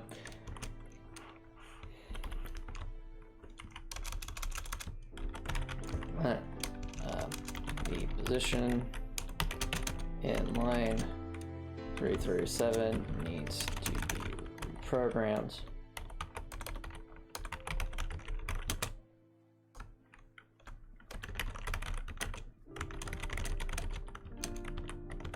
It needs to be in the new.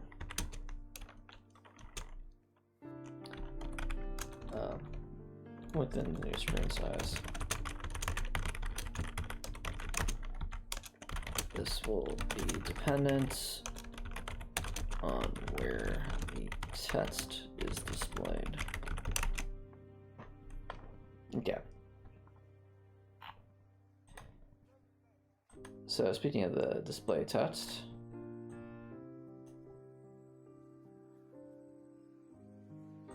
display screen's there.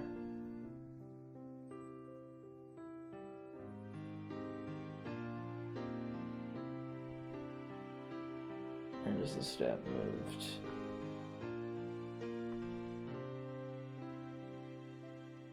It's always there.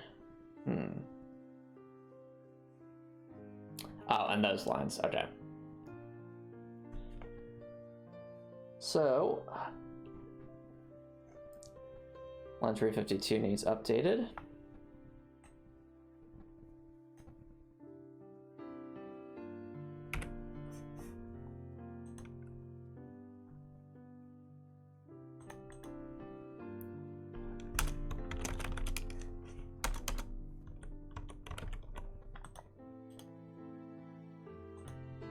Crop that image.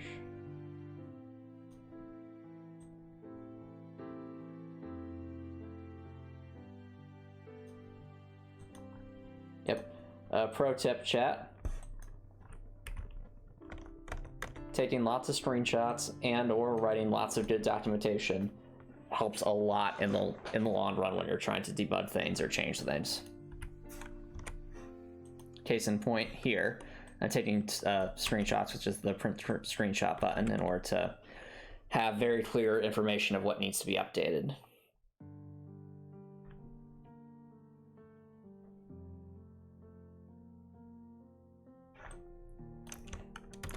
Update the position.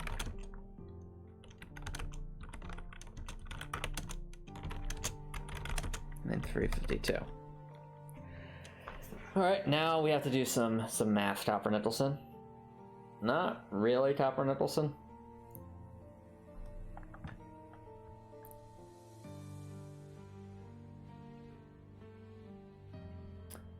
I mean, the only thing I can think of that's remotely like that is it's a feeling like if sand was beneath one's skin, and that's basically what's known as like your limbs falling asleep.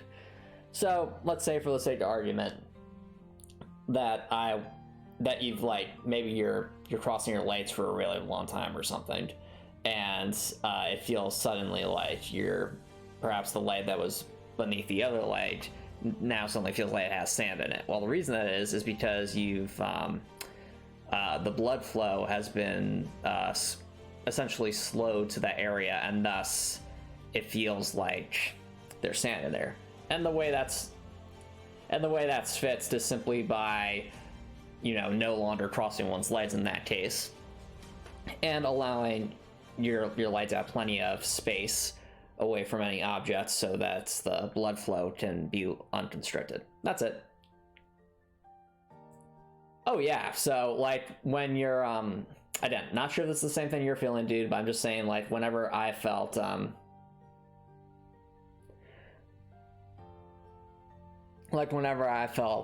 like there's sand in any of my limbs, it's because that usually what happens is either I was resting on that limb for a while, or maybe there was like something relatively heavy on that limb pressing against it for a little bit, and thus, blood circulation is being slowed there. So that's about it, Copper Nicholson. And I'm not going to say anything further on the matter. All you got, like, if that's what it is, then all you have to do is basically just give your limbs space to let blood flow return. That's it. Anyway, update the position of the text in line 352. So now we have to do some calculations.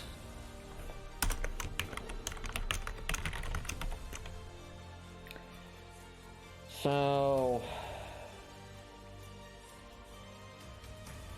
I don't know the exact size of the text spots. I'll have to investigate that.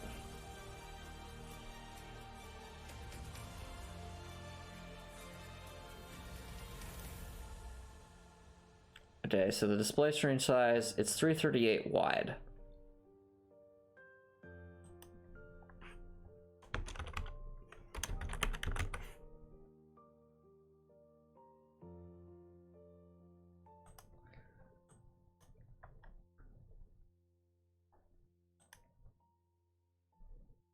Okay, so it's 338 wide.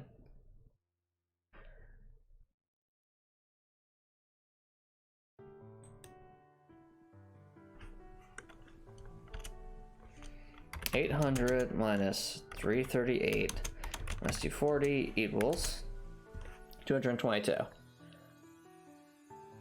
All right.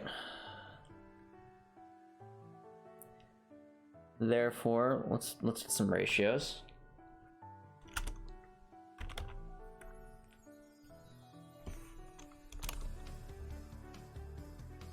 So 240 divided by 222 equals 1.081. So essentially, for our new size, we just need to solve for, right now we're just doing some math in order to determine like what the horizontal positions should be.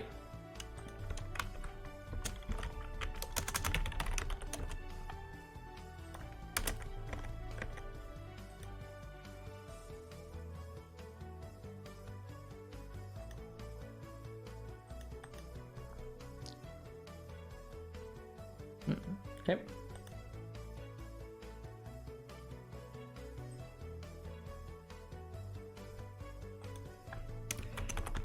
X position. So that's 1.081. So essentially it's going to be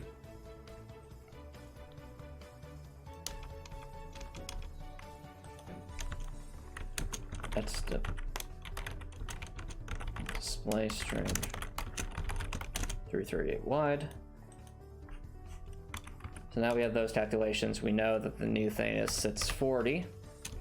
minus 338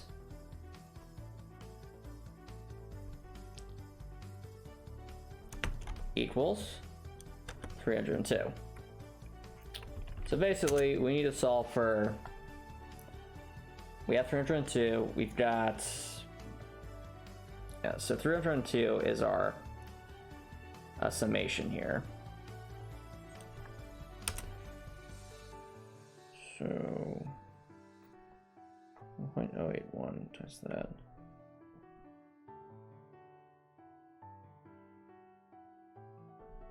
240, 222 equals 462.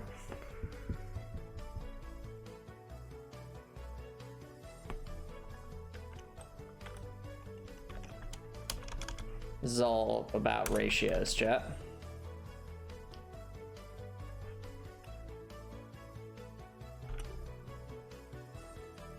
Okay, so 462. Let's see, so sorry, 302 divided by 462 is equal to 0.654. Therefore, 240 times 0.654 equals 156. And this is one area where AutoPret is nice on Doodle documents. This is literally doing calculations for us, which is approximately 157.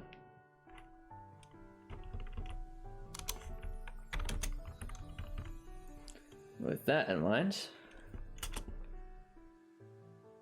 96.96 times 1 or approximately 170.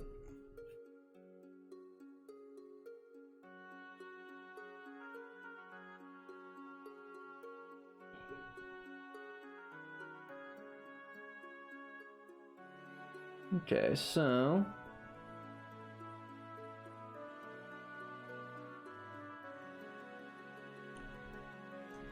no, it's not times 1.01. I'm silly. It's gotta be divided by 1.081.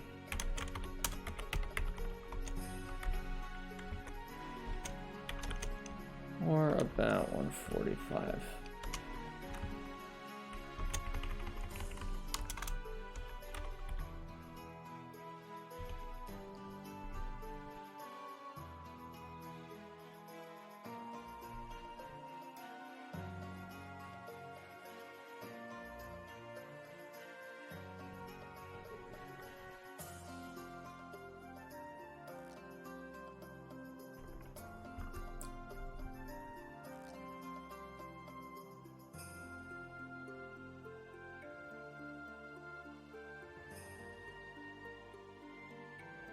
So you might be asking me, chat, okay, why did we do all that?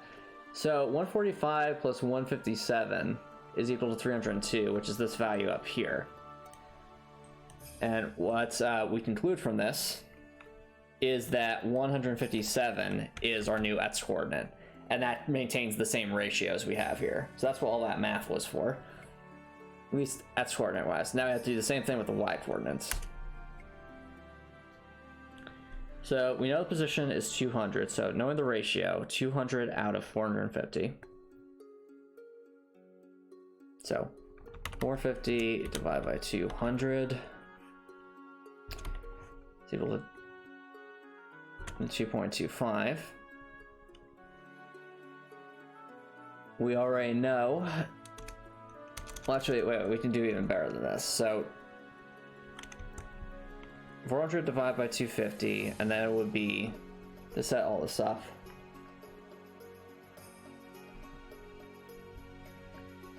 is going to be the other thing over x, where x is our new value.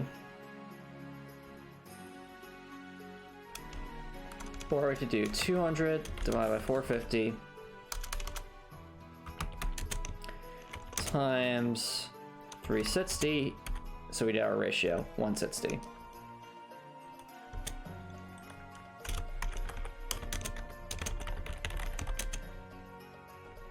Y position.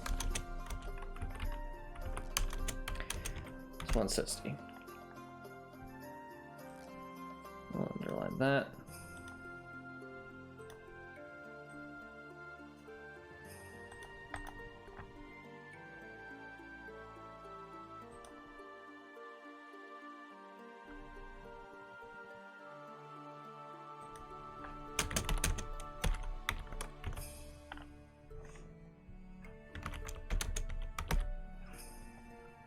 Okay.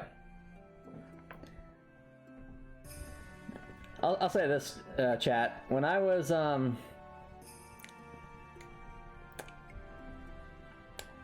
obviously when one's in school and being graded, it can feel annoying to have to do algebraic equations. But like now I'm out. But now I've graduated from school, and now I'm in the workforce. It's kind of almost nostalgic doing things like any kind of algebra or even just basic arithmetic.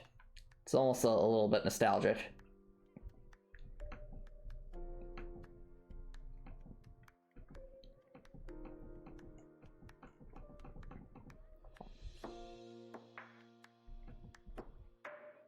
All right. Anyway, as I was saying, I feel a little bit of sense of nostalgia just solving like simple equations like this. I mean, I'm not really solving them, I'm just setting up the equations, but it's still nostalgic to be able to think about like how to apply mathematics in a practical way to do something fun I like outside of school. Like, for example, making a video game. Because here we use some basic mathematical principles of like ratios and stuff to determine what our new coordinate's going to be. And that's this value right here, 157, 160. And we do that by comparing relative ratios to different positions.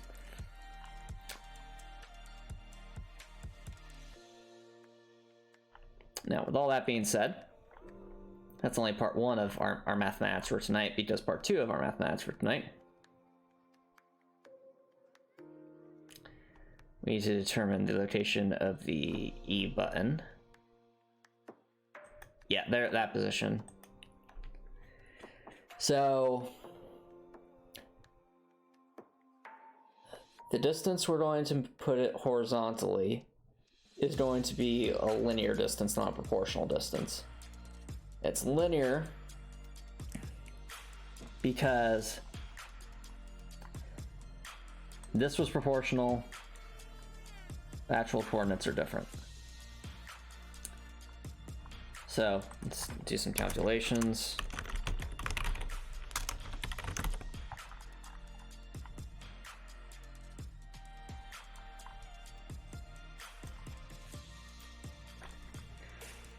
So 240 minus 157 is equal to 83. So that'll be a difference of 83 that we have to move things.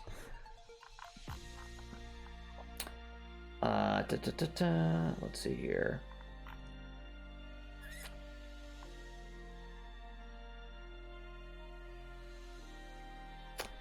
$578 minus 83 equals 495. Okay, that's our new x coordinate.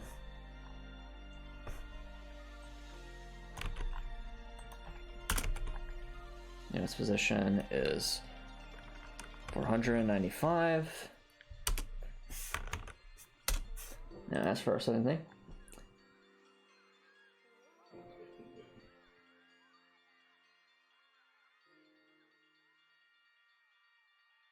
Oh, well, Copper Nicholson. Here's what I think. I think it is a binary, but not in the way you're thinking. So when we assume a binary, we assume like basically a true-false statement. It's either A or it's B. But in actuality, much of the universe is much more like a spectrum. So I think order and chaos could be seen as two general regions on a spectrum that is the universe. But like you can have different levels of order or different levels of chaos.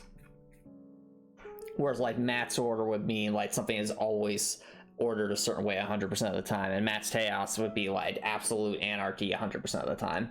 And then you have everything in between.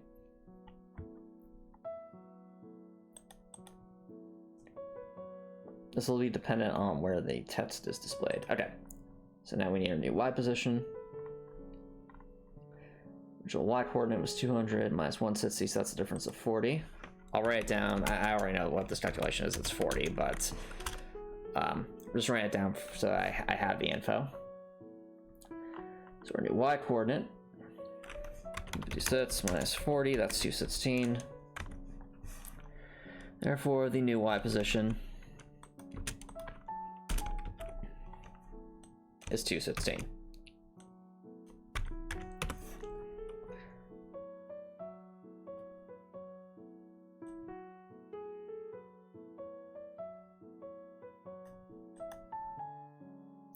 Needs to be changed to 495, comma 216.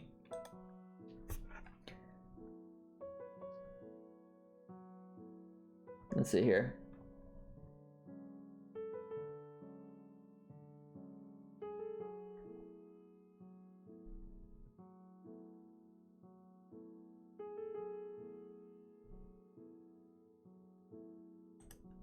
Well, there are many ways to describe the universe, Copernetical, so order and chaos is just one of many ways to describe the universe. That's all it is. It's not the only way, it's just a way. Anyway.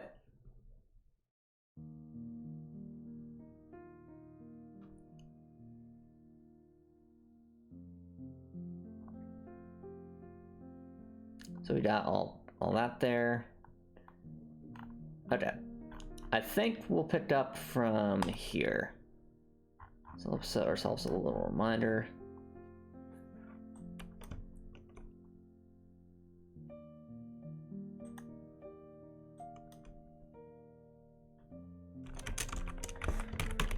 Search for the continue from here reminder to determine where to continue working.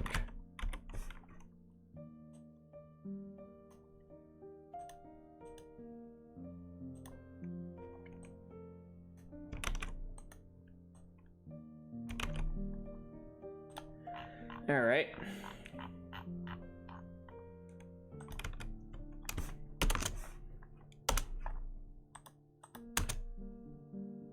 Alright, chat, I think that'll be a good spot to wrap things up for today. So if you're watching on Twitch, feel free to stick around for rape. But if you're watching on YouTube, like what we saw, please consider subscribing on YouTube. It's free to subscribe on YouTube. You can always change your mind later. It's the right way to show support. If you're watching on YouTube, I have an amazing night.